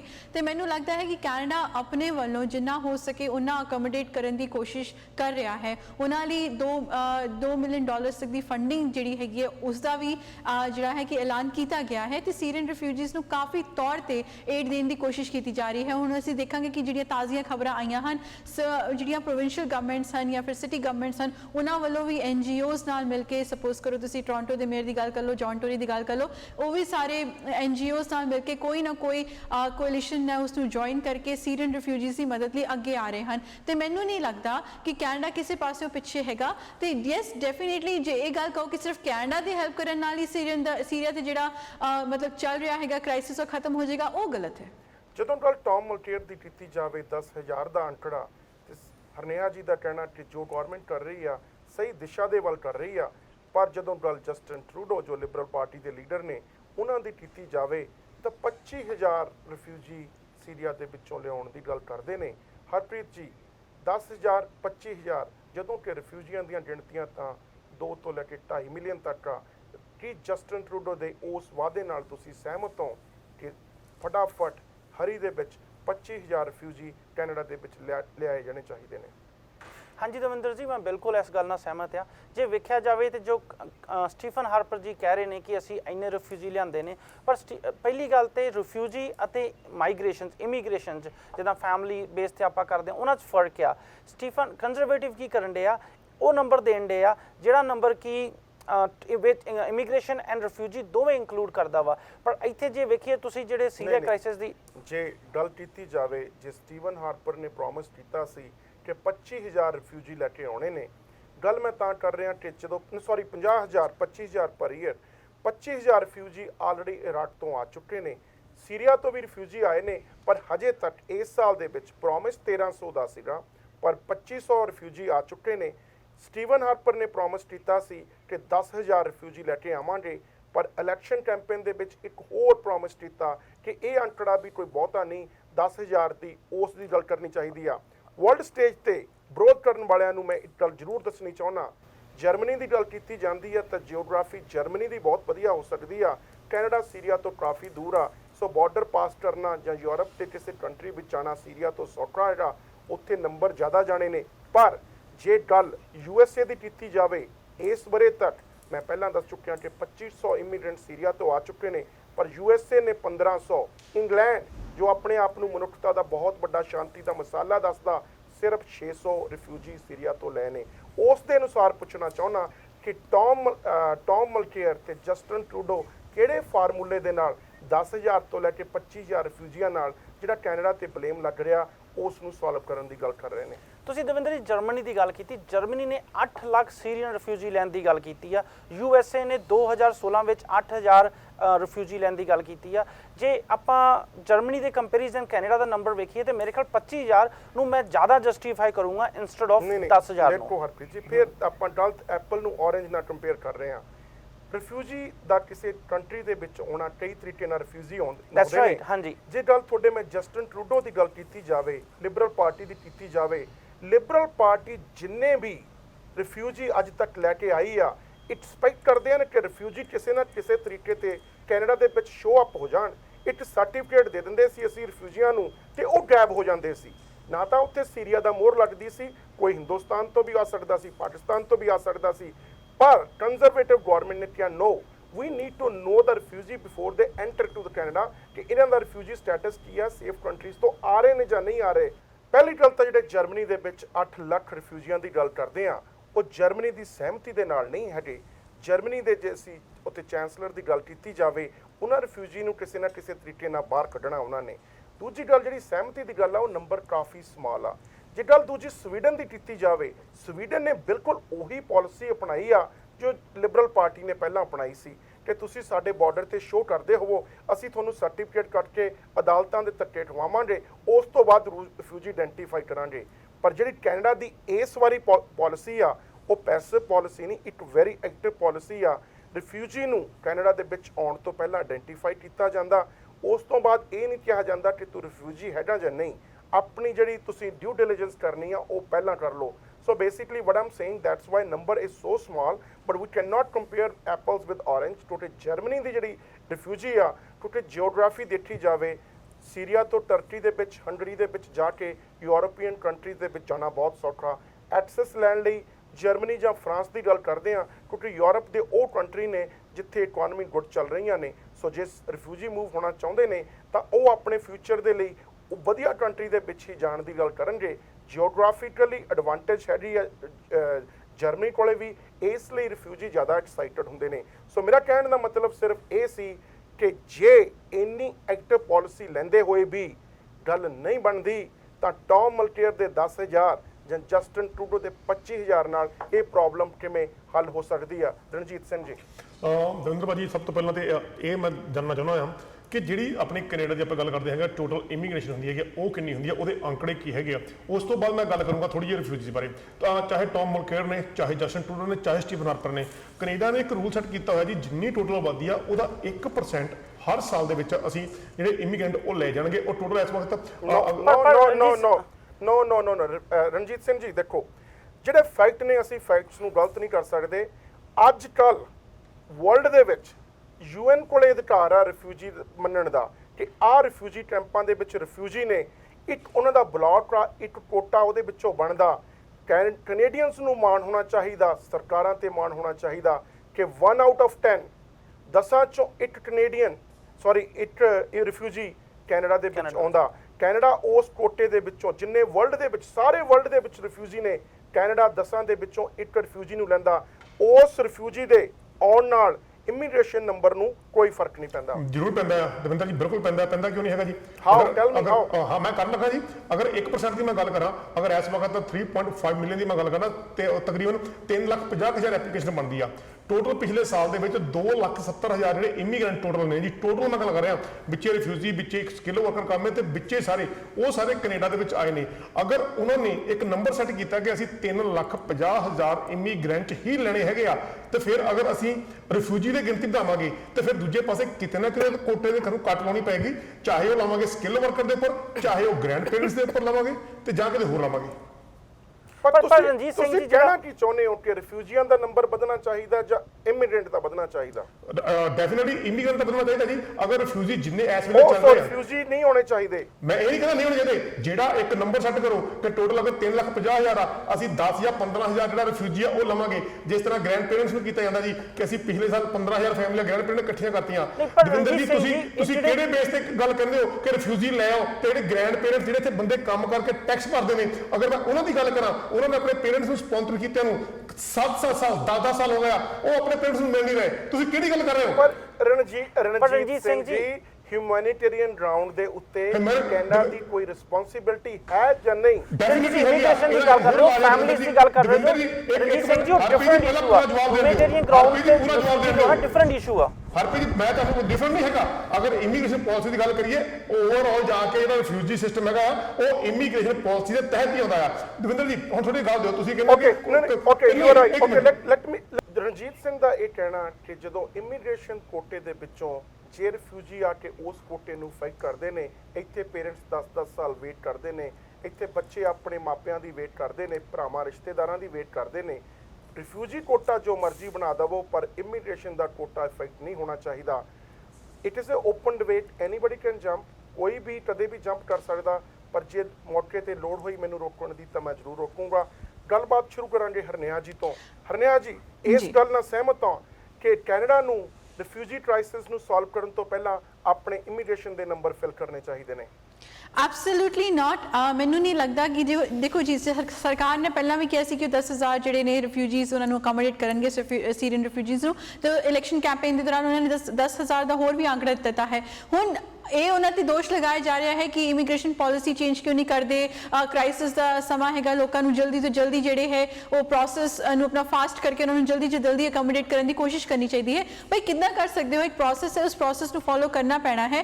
ਅਸੀਂ ਇਸ ਗੱਲ ਨੂੰ ਭੁਲਾ ਨਹੀਂ ਸਕਦੇ ਕਿ ਜਿੱਥੇ ਅਸੀਂ ਨਵੇਂ ਇਮੀਗ੍ਰੈਂਟਸ ਨੂੰ, ਨਵੇਂ ਲੋਕਾਂ ਨੂੰ ਕੈਨੇਡਾ ਵਿੱਚ ਲੈ ਕੇ ਆ ਰਹੇ ਹਾਂ, there are certain protocols involved, ਉਹਨਾਂ ਪ੍ਰੋਟੋਕਾਲਸ ਨੂੰ ਕਰਦੇ ਹੋਏ ਟਾਈਮ ਲੱਗਦਾ ਹੈ, ਤੇ ਜਦ ਤੱਕ ਉਹ ਪ੍ਰੋਟੋਕਾਲਸ ਫੋਲੋ ਨਹੀਂ ਹੋਣਗੇ ਤੇ ਅਸੀਂ we will also invite bad apples in the country ਦੀ ਗੱਲ ਕਰ ਰਹੇ ਹਾਂ। ਇਹ ਹਿਊਮੈਨਿਟੇਰੀਅਨ ਗਰਾਊਂਡ ਤੇ ਕਰ ਰਹੇ ਹਾਂ। ਹਿਊਮੈਨਿਟੇਰੀਅਨ ਗਰਾਊਂਡਸ ਤੇ ਵੀ ਨਹੀਂ, ਹਿਊਮੈਨਿਟੇਰੀਅਨ ਗਰਾਊਂਡਸ ਤੇ ਹੀ ਸ਼ਾਇਦ ਸੀਰੀਅਨ ਰਿਫਿਊਜੀਜ਼ ਨੂੰ 10,000 ਦਾ ਆંકੜਾ ਦਿੱਤਾ ਜਾ ਰਿਹਾ ਹੈ। ਹਰਨਿਆ ਜੀ, ਹਰਪ੍ਰੀਤ ਜੀ, ਇੱਥੇ ਇੱਕ ਚੀਜ਼ ਸਾਨੂੰ ਧਿਆਨ ਰੱਖਣੀ ਪੈਣੀ ਆ ਕਿ ਬੇਸਿਕਲੀ ਯੂਐਨ ਕੈਂਪਸ ਕੋਲ ਰਜਿਸਟਰ ਹੁੰਦੇ ਨੇ ਟਰਕੀ ਵਿੱਚ। ਹਰਪ੍ਰੀਤ ਜੀ, ਥੋੜਾ ਜਿਹਾ ਇਸ ਬਾਰੇ ਧਿਆਨ ਦਿਓ ਕਿ ਆਪਾਂ ਹਿਊਮੈਨਿਟੇਰੀਅਨ ਗਰਾਊਂਡ ਦੀ ਗੱਲ ਕਰਦੇ ਹੈਗੇ ਆ। ਸਭ ਤੋਂ ਪਹਿਲਾਂ ਅਗਰ ਯੂਐਨ ਨੇਸ਼ਨ ਨੇ ਇੱਕ ਸੈੱਟ ਕਰਤਾ ਜੀ ਰਿਫਿਊਜੀ ਕੌਣ ਹੁੰਦੇ ਆ? ਜਿਹੜੇ ਆਪਣੇ ਦੇਸ਼ ਦੀਆਂ, ਦਵਿੰਦਰ ਜੀ ਤੁਹਾਨੂੰ ਵੀ ਪਤਾ ਕਿ ਜਿਹੜੇ ਆਪਣੇ ਹੀ ਦੇਸ਼ ਦੀਆਂ ਸਰਕਾਰਾਂ ਦੁਆਰਾ ਲੋਕਾਂ ਤੇ ਹਿੱਦਰ ਢਾਇਆ ਜਾਂਦਾ, ਉਹ ਆਪਣੇ ਦੇਸ਼ ਰਹਿਣਾ ਚਾਹੁੰਦੇ ਆ ਕਿਉਂਕਿ ਉੱਥੇ ਉਹਨਾਂ ਦੀ ਜਾਨ ਮਾਲ ਦਾ ਨੁਕਸਾਨ ਹੁੰਦਾ। ਯੂਐਨ ਕੋਲ ਇਹੋ ਜਿਹੀ ਪਾਵਰ ਹੈਗੀ ਆ, ਜਿਹੜੀ ਮਰਜ਼ੀ ਕੰਟਰੀ ਨੂੰ ਚਾਹੇ 15-20 ਮਿੰਟ ਦੇ 2 ਜਾਂ 4 ਦਿਨ ਦੇ ਵਿੱਚ ਉਹ ਮਨਾ ਸਕਦੀ ਆ ਕਿ ਬੰਦੇ ਦੇ ਪੁੱਤ ਬਣ ਜਾਓ, ਨਹੀਂ ਤੇ ਅਸੀਂ ਤੁਹਾਨੂੰ ਆਹ ਚੀਜ਼ ਕਰ ਦਾਂਗੇ। ਫਿਰ ਇਨਸਟੈਂਟ ਇਹਦੇ ਨਹੀਂ ਰਣਜੀਤ ਸਿੰਘ ਜੀ, ਯੂਐਸਏ ਦੀ ਗੱਲ ਕਰੋ, ਯੂਐਨ ਕਿੱਦਾਂ ਮਨਾ ਲੂਗੀ ਯੂਐਸਏ ਨੂੰ? ਕਿੱਦਾਂ ਜੀ ਯੂਕੇ ਨੂੰ ਕਿੱਦਾਂ ਮਨਾ ਲੂਗੀ? ਯੂਐਸਏ ਦਾ ਕਿੰਨਾ ਕੁ ਕੋਟਾ ਫਿਰ ਵੈਸੇ ਕਿੱਦਾਂ ਕਹਦਾ? ਜੇ ਨਹੀਂ ਦਵਿੰਦਰ ਜੀ ਪਹਿਲਾਂ ਇਹ ਦੱਸੋ ਕਿ ਕੀ ਰਿਫਿਊਜੀ ਜਿਹੜੇ ਆ ਉਹ ਯੂਐਸ ਦੇ ਵਿੱਚ ਆ ਰਹੇ ਆ ਜਾਂ ਯੂਐਸ ਦੇ ਵਿੱਚੋਂ ਜਾ ਰਹੇ ਆ? ਪਹਿਲਾਂ ਇਹ ਕਲੈਰੀਫਾਈ ਕਰੋ। ਸੀਰੀਆ ਦੇ ਵਿੱਚੋਂ ਲੋਕੀ ਜਾ ਰਹੇ ਆ ਕਿਉਂ? ਸੀਰੀਆ 'ਚ ਲੋਕੀ ਜਾ ਰਹੇ ਆ ਦਵਿੰਦਰ ਜੀ, ਆ ਨਹੀਂ ਰਹੇ। 1500 ਸੀਰੀਅਨ ਰਿਫਿਊਜੀ ਯੂਐਸਏ ਦੇ ਵਿੱਚ ਵੀ ਆਏ ਨੇ, 613 ਦੇ ਕਰੀਬ ਇੰਗਲੈਂਡ ਦੇ ਵਿੱਚ ਆਏ ਨੇ ਤੇ ਦਵਿੰਦਰ ਜੀ 8000 ਦਾ ਉਹਨਾਂ ਨੇ ਵਾਅਦਾ ਕੀਤਾ 2016 ਚ ਯੂਐਸਏ ਨੇ। ਯੂਐਸਏ ਦਾ ਕੋਟਾ ਇੰਨਾ ਘੱਟ ਕਿਉਂ ਆ ਜੇ ਯੂਐਨ ਹੀ ਕੰਟਰੋਲ ਕਰਦਾ? ਤੇ ਉਹੀ ਤਾਂ ਗੱਲ ਆ ਕਿ ਜਿਹੜੇ ਉਹ ਕੰਟਰੀ ਨੂੰ ਲੱਗਦਾ ਕਿ ਅਗਰ ਮੈਂ ਕਹਿੰਦਾ ਯੂਐਨ ਆਰਡਰ ਦੇ ਸਕਦਾ, ਫਿਰ ਦਿੰਦਾ ਕਿਉਂ ਨਹੀਂ? ਪਰ ਜਿਹੜੀ ਮੈਂ ਤੁਹਾਨੂੰ ਗੱਲ ਕਹਿ ਲੱਗਾ, ਮੇਰੀ ਗੱਲ ਤਾਂ ਪੂਰੀ ਹੋਣ ਦਿਓ। ਜਿਹੜੀ ਮੈਂ ਗੱਲ ਵਿੱਚ ਤੇ ਤੁਸੀਂ ਵਿੱਚ ਟੋਕ ਦਿੱਤਾ, ਉਹ ਗੱਲ ਮੈਂ ਇਹ ਕਹਿ ਰਿਹਾ ਸੀ, ਅਗਰ ਯੂਐਨ ਚਾਹਵੇ ਸੀਰੀਆ ਦੇ ਵਿੱਚੋਂ ਇੰਨੇ ਲੋਕੀ ਬਾਹਰ ਆ ਰਹੇ ਹੈਗੇ ਆ, ਪੂਰੇ ਦੇਸ਼ ਦੀ ਤਾਕਤ ਅਮਰੀਕਾ ਉਹਦੇ ਕੋਲ ਆ, ਰਸ਼ੀਆ ਉਹਦੇ ਕੋਲ ਹੈਗਾ ਆ, ਚਾਈਨਾ, ਇੰਡੀਆ, ਕੈਨੇਡਾ, ਇੰਗਲੈਂਡ, ਕਿਹੜੀ ਕੰਟਰੀ ਨਹੀਂ ਹੈਗੀ ਜਿਹੜੀ ਯੂਐਨ ਦੇ ਵਿੱਚ ਬੈਠੀ ਹੈਗੀ ਆ? ਕਿਉਂ ਨਹੀਂ ਇਕੱਠੇ ਹੋ ਕੇ ਕਹਿੰਦੇ ਸੀਰੀਆ ਨੂੰ ਅਗਰ ਤੁਹਾਡੇ ਵਿੱਚੋਂ ਆਵੇ ਅਸੀਂ ਤੁਹਾਡੇ ਤੇ ਬੈਨ ਆ ਚੀਜ਼ਾਂ ਬੈਨ ਕਰਦੇ ਹੈਗੇ ਆ? ਮੈਂ ਗਰੰਟੀ ਕਰ ਦਿੰਦਾ ਦਵਿੰਦਰ ਜੀ, ਅਗਰ ਉਹ ਸਰਕਾਰ 2 ਦਿਨ ਦੇ ਵਿੱਚ ਯੂਐਨ ਦੇ ਅੱਗੇ ਨਾ ਝੁਕੀ, ਉਹਨੂੰ ਤਾਂ ਕੁਝ ਕਹਿੰਦੇ ਨਹੀਂ ਸਰਕਾਰ ਨੂੰ। ਪਰ ਜਿਹੜੇ ਰਿਫਿਊਜੀ ਆ, ਗੱਲ ਕਰੀਏ ਨੇ ਰਿਫਿਊਜੀਆਂ ਦੀ, ਰਿਫਿਊਜੀਆਂ ਨੂੰ ਸਟਾਪ ਕਿੱਦਾਂ ਕਰਨਾ ਇਹ ਦੇਖੋ। ਟੈਰਰ ਅਟੈਕਸ, ਟੈਰਰਿਸਟ ਮਤਲਬ ਆਈਸਿਸ ਆਈ ਥਿੰਕ ਇੱਥੇ ਜਿਹੜਾ ਮੇਨ ਪ੍ਰੋਬਲਮ ਹੈਗੀ ਹੈ ਜੀ, ਉਹ ਹੈਗੀ ਹੈ ਕਿ ਇਸ ਪ੍ਰੋਬਲਮ ਦਾ ਹੱਲ ਕੀ ਹੈਗਾ ਆ। ਅਸੀਂ ਪ੍ਰੋਬਲਮ ਦਾ ਹੱਲ ਕਰਨ ਦੀ ਸ਼ਾਇਦ ਕੋਸ਼ਿਸ਼ ਨਹੀਂ ਕਰਦੇ ਪਏ। ਅਸੀਂ ਤੁਸੀਂ ਦੱਸੋ ਹੱਲ ਕੀ ਹੈਗਾ? ਜੇ ਅਸੀਂ ਰਿਫਿਊਜੀ ਨਹੀਂ ਲਵਾਂਗੇ ਕੀ ਹੱਲ ਆ ਫਿਰ? ਰਿਫਿਊਜੀ ਤਾਂ ਲੈਣੇ ਪੈਣੇ ਤੁਹਾਨੂੰ। Let me explain please. ਇਹ ਇੱਕ ਇਸ਼ੂ ਹੈਗਾ ਹੈ, ਨੋ ਡਾਊਟ ਅਸੀਂ ਐਕਸੈਪਟ ਕਰਨੇ ਹੈਗੇ ਆ। Canada is willing to accept ਜਿੰਨੇ ਵੀ ਰਿਫਿਊਜੀ ਆ ਰਹੇ ਹੈਗੇ ਆ, ਜਾਂ ਜਿੰਨਾ ਕੋਟਾ ਉਹਨਾਂ ਵੱਲੋਂ ਡਿਸਾਈਡ ਕੀਤਾ ਜਾਂਦਾ ਹੈ। ਅਗਰ ਤੁਸੀਂ ਕਹਿ ਰਹੇ ਹੋ ਕਿ ਯੂਐਨ ਡਿਸਾਈਡ ਕਰ ਰਿਹਾ ਹੈ ਕਿ ਇਹ ਕੋਟਾ, ਉਹ ਕੋਟਾ ਯੂਐਨ ਨੇ ਸਾਨੂੰ ਦਿੱਤਾ ਕਿ ਹਾਂਜੀ ਤੁਸੀਂ ਇੰਨੇ ਰਿਫਿਊਜੀਜ਼ ਜਿਹੜੇ ਹੈਗੇ ਆ ਉਹ ਇੱਥੋਂ ਐਕਸੈਪਟ ਕਰਨੇ ਆ। ਪਰ ਮੈਂ ਇੱਕ ਗੱਲ ਕਲੀਅਰ ਅੱਜ ਕਰ ਦੇਣੀ ਚਾਹੁੰਦਾ। ਇੱਕ minute Parminder Singh ji, are you sure UN Canada ਦਾ ਕੋਟਾ ਡਿਸਾਈਡ ਕਰ ਰਿਹਾ? ਯੈਸ অর ਨੋ? ਹਰਪ੍ਰੀਤ ਜੀ ਮੈਨੂੰ ਆਪਣੇ ਐਕਸਪਲੇਨ ਕਰ ਲੈਂਦੇ, ਉਸ ਤੋਂ ਬਾਅਦ ਮੈਂ ਤੁਹਾਡੀ ਗੱਲ ਵੱਲ ਜਾਊਂਗਾ। 16.7 ਮਿਲੀਅਨ ਦੇ ਕਰੀਬ ਰਿਫਿਊਜੀਜ਼ ਹੈਗੇ ਵਰਲਡ ਵਾਈਡ, ਠੀਕ ਹੈ ਜੀ। ਇਹ ਯੂਐਨ ਦੇ ਸਟੈਟਸ ਹੈਗੇ ਆ, ਔਰ ਹਰ ਸਾਲ ਤਕਰੀਬਨ ਕੋਸ਼ਿਸ਼ ਕੀਤੀ ਜਾਂਦੀ ਹੈ ਕਿ 1 ਲੱਖ ਦੇ ਕਰੀਬ ਜਿਹੜੇ ਰਿਫਿਊਜੀਜ਼ ਹੈਗੇ ਆ ਉਹਨਾਂ ਨੂੰ ਅਲੱਗ-ਅਲੱਗ ਦੇਸ਼ਾਂ ਦੇ ਵਿੱਚ ਸੈਟਲ ਕੀਤਾ ਜਾਵੇ ਜਾਂ ਉਹਨਾਂ ਨੂੰ ਅਸੈਪਟ ਕੀਤਾ ਜਾਵੇ। ਉਸ ਤੋਂ ਬਾਅਦ ਜੇ ਅਸੀਂ ਕੈਨੇਡਾ ਦੀ ਜਿਹੜੀ ਪਾਲਿਸੀ ਹੈਗੀ, ਕੈਨੇਡਾ ਦੇ ਵਿੱਚ 2 ਪਾਲਿਸੀਜ਼ ਹੈਗੀਆਂ ਰਿਫਿਊਜੀਜ਼ ਨੂੰ ਲੈ ਕੇ। ਇੱਕ ਹੈਗੀ ਆ ਕਿ ਜਿਹੜਾ ਰਿਫਿਊਜੀਜ਼ ਤੇ ਹਿਊਮੈਨਿਟੇਰੀਅਨ ਰੀਸੈਟਲਮੈਂਟ ਪ੍ਰੋਗਰਾਮ ਹੈਗਾ ਆ, ਉਹਦੇ ਵਿੱਚ ਕੈਨੇਡਾ ਅਸੈਪਟ ਕਰਦਾ ਆ ਰਿਫਿਊਜੀਜ਼ ਜਿਹੜੇ ਆਲਰੇਡੀ ਕਿਸੇ ਵਾਰ ਟਾਊਨ ਜ਼ੋਨ ਦੇ ਵਿੱਚ ਹੈਗੇ ਆ ਜਾਂ ਜਿਨ੍ਹਾਂ ਕੋਲ CHRC ਨੰਬਰ ਹੈਗਾ, ਰਜਿਸਟਰਡ ਰਿਫਿਊਜੀਜ਼ ਨੇ, ਰਾਈਟ? ਬਿਲਕੁਲ। ਉਸ ਤੋਂ ਬਾਅਦ ਦੂਸਰਾ ਹੈਗਾ ਕਿ ਅਗਰ ਕੈਨੇਡਾ ਦੇ ਅੰਦਰ ਕੋਈ ਰਿਫਿਊਜੀ ਆਉਂਦਾ ਆ ਉਸ ਵਾਰ ਟਾਊਨ ਜ਼ੋਨ ਦੇ ਵਿੱਚੋਂ ਕਿਸੇ ਵੀ ਤਰੀਕੇ ਦੇ ਨਾਲ। ਪਰਮਿੰਦਰ ਸਿੰਘ ਜੀ, ਇਹੀ ਸਵਾਲ ਆ, ਤੁਸੀਂ ਜਿਵੇਂ ਰਿਫਿਊਜੀਆਂ ਦੀ ਡੈਫੀਨੇਸ਼ਨ ਦਿੱਤੀ ਆ ਜੀ, ਰਿਫਿਊਜੀ ਰਜਿਸਟਰਡ ਯੂਐਨ ਦੇ ਨਾਲ ਹੋਣੇ ਚਾਹੀਦੇ ਨੇ ਜਾਂ ਅਸੀਂ ਐਕਸਪੈਕਟ ਕਰਦੇ ਹਾਂ ਕਿ ਕਿਸੇ ਨਾ ਕਿਸੇ ਤਰੀਕੇ ਕਾਰਨ, ਖਾਸ ਕਰਕੇ ਹਿਊਮਨ ਟ੍ਰੈਫਿਕ ਦੇ ਦੁਆਰਾ ਜਾਂ ਸਮਗਲਰਸ ਦੇ ਦੁਆਰਾ ਉਹ ਸਾਡੇ ਕੈਨੇਡਾ ਦੇ ਵਿੱਚ ਆ ਜਾਣ ਤੇ ਅਸੀਂ ਉਹਨਾਂ ਨੂੰ ਰਿਫਿਊਜੀ ਸਟੇਟਸ ਦੇ ਦੇਵਾਂਗੇ? ਦਵਿੰਦਰ ਜੀ, ਮੈਂ ਇਸ ਵੇਲੇ ਪਰਮਿੰਦਰ ਜੀ ਮੈਂ ਇੱਕ ਇਹਦੇ ਗੱਲ ਕਹਿਣੀ ਚਾਹੁੰਦਾ ਕਿ ਪਿਛਲੇ ਦਿਨ ਇੱਕ ਬਹੁਤ ਨਿਊਜ਼ ਜਿਹੜੀ ਵੱਡੀ ਸੀ, ਸ਼ਾਇਦ ਬਹੁਤੇ ਸਾਡੇ ਜਿਹੜੇ ਦਰਸ਼ਕ ਆ ਉਹਨਾਂ ਨੂੰ ਨਹੀਂ ਪਤਾ ਕਿ ਆਸਟ੍ਰੇਲੀਆ ਦੇ ਵਿੱਚ ਤਕਰੀਬਨ ਇੱਕ ਟਰੱਕ ਫੜਿਆ ਗਿਆ ਜਿਹਦੇ ਵਿੱਚ ਸਮਗਲਿੰਗ ਦੁਆਰਾ ਦੀ ਗੱਲ ਕੀਤੀ, ਸਮਗਲਿੰਗ ਦੀ, ਉਹਦੇ ਵਿੱਚ 20 ਬੰਦਿਆਂ ਦੀਆਂ ਲਾਸ਼ਾਂ ਪਾਈਆਂ ਗਈਆਂ ਜੀ, ਜਿਹੜੇ ਕਿ ਸਮਗਲ ਕਰਕੇ ਲੈ ਕੇ ਜਾ ਰਹੇ ਸੀਗੇ। ਅਗਰ ਯੂਐਨ ਦੇ ਨਾਲ ਰਜਿਸਟਰ ਹੁੰਦੇ ਆ, ਉਹ ਬੈਟਰੀਆ ਇੰਸਟੈਂਟ ਇਹਦੇ ਕਿ ਕੰਟੇਨਰਾਂ 'ਚ ਭਰ ਕੇ ਬੰਦੇ ਲੈ ਕੇ ਆਉਂਦੇ ਹਨ, ਜਾਂ ਫਿਰ ਕਿਤੇ ਮਾਲਟਾ ਕਾਂਡ ਵਰਗਾ ਮੁਰਗੇ ਕਿੱਸਾ ਹੋ ਜਾਏ ਤੇ ਫਿਰ ਉਹਦਾ ਜ਼ਿੰਮੇਵਾਰ ਕੌਣ ਹੁੰਦਾ? ਉਦੋਂ ਜਾ ਕੇ ਗੱਲ ਉੱਠਦੀ ਰਿਫਿਊਜੀ ਦੀ, ਜਦੋਂ ਆਪਾਂ ਨੂੰ ਲੱਗਦਾ ਜੀ ਕਿ ਇਹ ਸਮਗਲ ਥਰੂ ਆਉਂਦੇ ਹੈਗੇ ਆ। ਜਿਹੜੇ ਯੂਐਨ ਰਜਿਸਟਰ ਨੇ, ਐਟਲੀਸਟ ਯੂਐਨ ਦੇ ਕੋਲ ਇੰਨੀ ਕੁ ਤਾਂ ਹੈਗਾ ਕਿ ਉਹ ਕਮਿਟ ਕਰ ਸਕਦੇ ਆ, ਕਿਸੇ ਕੰਟਰੀ ਨੂੰ ਕਹਿ ਸਕਦੇ ਆ ਕਿ ਆਹ ਤੁਹਾਡਾ ਕੋਟਾ ਹੈ। ਪਰ ਜੇ ਆਪਾਂ ਗੱਲ ਕਰੀਏ ਮਨੁੱਖੀ ਸਮਗਲਿੰਗ ਦੀ, ਉਹ ਤੇ ਬਿਲਕੁਲ ਹੀ ਗਲਤ ਹੈ ਜੀ। ਪਰ ਤੁਸੀਂ ਜਿਹੜੀ ਗੱਲ ਕਰ ਰਹੇ ਹੋ ਆਸਟ੍ਰੀਆ ਦੀ ਆ, ਆਸਟ੍ਰੇਲੀਆ ਜੀ। ਪਰ ਦੇਖੋ ਪ੍ਰੋਬਲਮ ਇਹ ਆ ਕਿ ਜਿਹੜੀ ਜੇ ਹੁਣ ਵੈਨਕੂਵਰ ਦੀ ਔਰਤ ਦੀ ਗੱਲ ਕੀਤੀ ਜਾਵੇ, ਜਿਹੜੀ ਕੈਨੇਡੀਅਨ ਗਵਰਨਮੈਂਟ ਤੇ ਇਨਡਾਇਰੈਕਟ ਐਲੀਗੇਸ਼ਨ ਵੀ ਲੱਗੇ ਨੇ ਕਿ ਉਹਨਾਂ ਨੇ ਜਿਵੇਂ ਰਿਫਿਊਜੀ ਸਪਾਂਸਰਸ਼ਿਪ ਆ ਕੈਨੇਡਾ ਦੇ ਵਿੱਚ 2 ਤਰੀਕੇ ਨਾਲ ਹੁੰਦੀ ਆ, ਜਦ ਤੱਕ ਗਵਰਨਮੈਂਟ ਸਪਾਂਸਰਡ ਹੋਵੇ ਜਾਂ ਪ੍ਰਾਈਵੇਟ ਸਿਟੀਜ਼ਨ ਸਪਾਂਸਰ ਹੋਵੇ। ਉਸ ਦੇ ਨਾਲ NGOs ਬਣੇ ਹੋਏ ਨੇ, ਉਹ ਗਵਰਨਮੈਂਟ ਨੂੰ ਜੇ ਆਪਣੇ ਖਰਚੇ ਤੇ ਰਿਫਿਊਜੀ ਸਪਾਂਸਰ ਕਰਨਾ ਚਾਹੁੰਦੇ ਨੇ ਤਾਂ ਉਹ ਕਰ ਸਕਦੇ ਨੇ। ਹਾਲਾਂਕਿ ਰੈਡ ਟੇਪ ਤਾਂ ਗਵਰਨਮੈਂਟ ਕੋਈ ਪਰਫੈਕਟ ਨਹੀਂ ਹੈਗੀ, ਦਿਸ ਇਜ਼ ਫॉर ਸ਼ੋਰ ਕਿ ਇਟਸ ਅ ਫੈਕਟ। ਪਰ ਜਦੋਂ ਗਵਰਨਮੈਂਟ ਸਪਾਂਸਰਸ਼ਿਪ ਆ ਉਹ ਕਾਫੀ ਘਟੀ ਆ, ਪਰ ਪ੍ਰਾਈਵੇਟ ਸਪਾਂਸਰ ਜਿਹੜੇ NGO ਦੇ ਥਰੂ ਕਾਫੀ ਵਧੀ ਆ। ਉਸ ਔਰਤ ਦਾ ਕਹਿਣਾ ਕਿ ਮੈਂ ਐਪਲੀਕੇਸ਼ਨ ਦਿੱਤੀ ਸੀ ਆਪਣੇ ਉਸ ਬ੍ਰਦਰ ਨੂੰ ਬੁਲਾਉਣ ਦੇ ਲਈ ਜਿਸ ਦੇ ਬੱਚੇ ਵੀ ਟਰਬਲ 'ਚ ਸਨ। ਇਮੀਗ੍ਰੇਸ਼ਨ ਆਫੀਸਰ ਮਿਨਿਸਟਰ ਤੇ ਐਕੁਜ਼ੀਸ਼ਨ ਲੱਗੇ ਨੇ ਕਿ ਉਹਨਾਂ ਨੇ ਉਹ ਐਪਲੀਕੇਸ਼ਨ ਵਾਪਸ ਕਰ ਦਿੱਤੀ ਸੀ। ਐਲੀਗੇਸ਼ਨ ਇਹ ਨੇ ਕਿ ਜਦੋਂ ਉਹ ਐਪਲੀਕੇਸ਼ਨ ਵਾਪਸ ਆਈ ਸੀ ਉਸ ਐਪਲੀਕੇਸ਼ਨ ਦੇ ਵਿੱਚ ਰਿਫਿਊਜੀ ਦਾ ਕੋਈ ਰਜਿਸਟਰਡ ਨੰਬਰ ਨਹੀਂ ਸੀਗਾ। ਹੁਣ ਜਦੋਂ ਗੱਲਬਾਤ ਰਣਜੀਤ ਜੀ ਤੁਸੀਂ ਕਰਦੇ ਹੋ, ਪਰਮਿੰਦਰ ਸਿੰਘ ਜੀ ਤੁਸੀਂ ਕੀਤੀ ਆ, ਹਰਪ੍ਰੀਤ ਜੀ ਤੁਸੀਂ ਕੀਤੀ ਆ, ਜਿਹੜੀ ਰਿਫਿਊਜੀ ਦੀ ਰਜਿਸਟ੍ਰੇਸ਼ਨ ਨੰਬਰ ਲੈਣਾ ਅੱਜ ਦੀ ਡੇਟ ਦੇ ਵਿੱਚ ਸੀਰੀਆ ਦੇ ਕਿਸੇ ਵੀ ਰਿਫਿਊਜੀ ਲਈ it's a impossible thing to do it. Refugee ਨੂੰ UN ਦੇ ਵਿੱਚ ਆਪਣੇ ਆਪ ਨੂੰ ਰਜਿਸਟਰ ਕਰਾਉਣਾ it's a long task and it's not possible ਜਿਹੜਾ ਸੀਰੀਆ ਦੇ ਵਿੱਚ ਕ੍ਰਾਈਸਿਸ ਚੱਲ ਰਿਹਾ। ਕੰਜ਼ਰਵੇਟਿਵ ਪਾਰਟੀ ਦੀ ਗਵਰਨਮੈਂਟ ਨੇ ਉਹ ਐਪਲੀਕੇਸ਼ਨ ਇਸ ਲਈ ਵਾਪਸ ਕਰ ਦਿੱਤੀ ਸੀ ਕਿਉਂਕਿ ਜਿਹੜੀ ਐਪਲੀਕੇਸ਼ਨ ਦੇ ਵਿੱਚ ਸਪਾਂਸਰਸ਼ਿਪ ਭੇਜੀ ਗਈ ਸੀ ਉਸ ਦੇ ਵਿੱਚ ਰਿਫਿਊਜੀ ਦਾ ਕੋਈ ਰਜਿਸਟਰਡ ਨੰਬਰ ਨਹੀਂ ਸੀਗਾ। ਹੁਣ ਦੂਜੇ ਪਾਸੇ ਗਵਰਨਮੈਂਟ ਦੀਆਂ ਪ੍ਰੋਬਲਮਾਂ ਤਾਂ ਹੁੰਦੀਆਂ ਨੇ। ਇੱਕ ਪ੍ਰੋਬਲਮ ਇਹ ਆ ਕਿ ਸੀਰੀਆ ਦੇ ਵਿੱਚ ਵੀ ਨੋ ਕਿ ਸੀਰੀਆ ਤੇ ਇਰਾਕ ਦੇ ਵਿੱਚ ਆਈਸਿਸ ਦਾ ਪੂਰਾ ਕੰਟਰੋਲ ਆ, ਪਰ ਜੇ ਅਸੀਂ ਆਪਣੇ ਬਾਰਡਰ ਅੱਜ ਇਮੋਸ਼ਨਲ ਹੋ ਕੇ ਅੱਜ ਉਹ ਬੱਚੇ ਦੀਆਂ ਤਸਵੀਰਾਂ ਦੇਖ ਕੇ ਖੋਲ ਦੇਵਾਂਗੇ ਕਿ ਆਈਸਿਸ ਵਾਲੇ ਉਹ ਅੱਤਵਾਦੀ ਇਹਨਾਂ ਸਮਗਲਰਾਂ ਦੇ ਹਿਊਮਨ ਟ੍ਰੈਫਿਕਰ ਦੇ ਜਿੱਥੋਂ ਅੱਧੇ ਘੰਟੇ ਦੀ ਬਲੂਨ ਬੋਟ ਦੇ ਨਾਲ ਬਾਹਰ ਨਿਕਲ ਕੇ ਯੂਰਪ, ਹੰਗਰੀ ਤੇ ਜਰਮਨੀ ਦੇ ਦੁਬਾਰਾ ਕੈਨੇਡਾ ਦੇ ਵਿੱਚ ਸ਼ਾਮਲ ਹੋਣਾ ਚਾਹੁੰਦੇ ਨੇ, can we take that risk? Absolutely not Davinder ji. ਇਹ ਗੱਲ ਮੈਂ ਕਹਿ ਰਹੀ ਸੀ, ਜੇ ਤੁਸੀਂ ਇਮੀਗ੍ਰੇਸ਼ਨ ਪਾਲਿਸੀ ਬਾਰੇ ਪਹਿਲਾਂ ਗੱਲਬਾਤ ਕਰ ਰਹੇ ਸੀ ਕਿ ਇਹ ਰਿਸਕ ਕੈਨੇਡਾ ਨਹੀਂ ਲੈ ਸਕਦਾ, ਅਸੀਂ ਭਾਵੁਕ ਹੋ ਕੇ ਇਹ ਕਦਮ ਨਹੀਂ ਉਠਾ ਸਕਦੇ।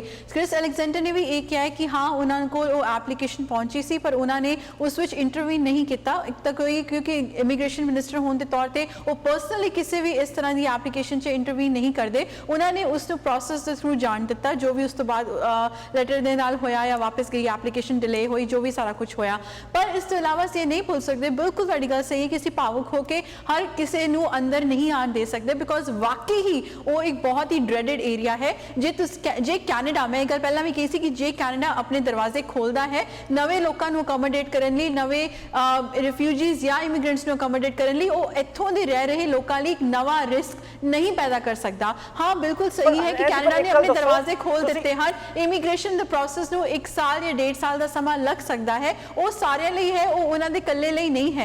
इसलिए इस चीज ਨੂੰ फॉलो करते हुए दे शुड बी थैंकफुल कि एटलीस्ट कैनेडा ने अपने दरवाजे खोले ਹਨ।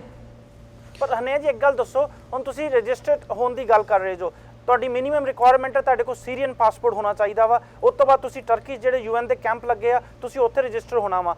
ਹੁਣ ਤੁਸੀਂ ਕਹਿ ਰਹੇ ਜੋ 1 ਤੋਂ 1.5 ਸਾਲ ਤੁਸੀਂ ਵੇਟ ਕਰਵਾਓਗੇ ਐਂਡ ਜੇ ਕਿ ਕੋਲ ਪਾਸਪੋਰਟ ਨਹੀਂ ਹੈਗਾ ਉਸ ਤੋਂ ਬਾਅਦ 1 ਤੋਂ 1.5 ਸਾਲ ਤੁਸੀਂ ਉਹ ਕਿੱਥੇ ਉਹ ਬੰਦਾ ਰਹੂਗਾ, ਥੋੜਾ ਜਿਹਾ ਐਕਸਪਲੇਨ ਕਰੋਗੇ? ਤੇ ਮੈਨੂੰ ਇੱਕ ਗੱਲ ਦੱਸੋ ਹਰਪ੍ਰੀਤ ਜੀ ਕਿ ਉਹ ਜਿਸ ਕੋਲ ਪਾਸਪੋਰਟ ਨਹੀਂ ਹੈਗਾ, ਜਿਸ ਕੋਲ ਕੋਈ ਡਾਕੂਮੈਂਟਸ ਨਹੀਂ ਹੈਗੇ ਤੇ ਉਹ ਕਿਸੇ ਟੈਰਰਿਸਟ ਗਰੁੱਪ ਨਾਲ ਮਤਲਬ ਕਿ ਅਗਰ ਜੁੜਿਆ ਹੋਵੇ, ਕੈਨੇਡਾ ਬੜੇ ਆਰਾਮ ਨਾਲ ਉਹਨੂੰ ਕਹੇ ਹਾਂਜੀ ਬਈ ਕ੍ਰਾਈਸਿਸ ਹੋਇਆ ਹੈ, ਕੋਈ ਕੰਮ ਕਰ ਤੂੰ ਆ ਜਾ ਤੇ ਆ ਕੇ ਉੱਥੇ ਗੋਲੀਆਂ ਲਗਾਉਣੀਆਂ ਸ਼ੁਰੂ ਕਰ ਦੇ, ਫਿਰ ਤੁਸੀਂ ਜਵਾਬ ਕਿਹਨੂੰ ਦੋਗੇ? ਨਾ ਤੇ ਤੁਸੀਂ ਇਲੈਕਸ਼ਨ ਜਿੱਤੋਗੇ ਨਾ ਤੁਸੀਂ ਹਰ ਰਿਫਿਊਜੀ ਨੂੰ ਮਨਾ ਕਰ ਸਕਦੇ ਜੋ। ਨਹੀਂ ਤੁਸੀਂ ਕਿਸ ਤਰ੍ਹਾਂ, ਤੁਸੀਂ ਇਸ ਦਾ ਮਤਲਬ ਹੈ ਕਿ ਹਰਪ੍ਰੀਤ ਜੀ ਤੁਸੀਂ ਕਿਸੇ ਵੀ ਬੰਦੇ ਨੂੰ ਅੰਦਰ ਆਣ ਦੋਗੇ, ਤੁਸੀਂ ਕਹੋਗੇ ਹਾਂਜੀ ਕੋਈ ਚੱਕਰ ਨਹੀਂ, ਕੈਨੇਡਾ ਦੀ ਕੋਈ ਸਿਕਿਉਰਿਟੀ ਪਾਲਿਸੀਜ਼ ਨਹੀਂ ਹੈਗੀਆਂ, ਅਸੀਂ ਕੁਝ ਚੈੱਕ ਨਹੀਂ ਕਰਦੇ, ਕੋਈ ਵੀ ਆ ਜਾਓ। ਓਕੇ ਹਰਪ੍ਰੀਤ ਜੀ, ਤੁਸੀਂ ਹਰਿਆਣਾ ਜੀ ਨੂੰ ਕਾਫੀ ਚੰਗਾ ਕੁਐਸਚਨ ਪੁੱਛਿਆ, ਪਰ ਲੈਟ ਮੀ ਥੋੜਾ ਜਿਹਾ ਕੁਐਸਚਨ ਨੂੰ ਥੋੜਾ ਜਿਹਾ ਫਾਰਮੂਲੇਟ ਕਰਦੇ ਹਾਂ। ਤੁਸੀਂ ਕਹਿੰਦੇ ਹੋ ਕਿ ਨਹੀਂ ਜੀ ਉਹਨਾਂ ਨੂੰ ਰਿਫਿਊਜੀ ਨੰਬਰ ਲੈਣਾ ਬਹੁਤ ਮੁਸ਼ਕਲ ਆ, ਪਾਸਪੋਰਟ ਲੈਣਾ ਵੀ ਮੁਸ਼ਕਲ ਪਰ ਹੈਗਾ ਵਾ ਜੋ ਅੱਜ ਦੀ ਡੇਟ ਵਿੱਚ ਫੈਕਟਸ ਨੇ। ਹਾਂਜੀ ਹੁਣ 2.5 ਮਿਲੀਅਨ ਦੇ ਵਿੱਚੋਂ ਤੁਸੀਂ ਕਿਹੜੇ 25,000 ਰਿਫਿਊਜੀ ਇੱਥੇ ਲਿਆਉਣਾ ਚਾਹੁੰਦੇ ਹੋ?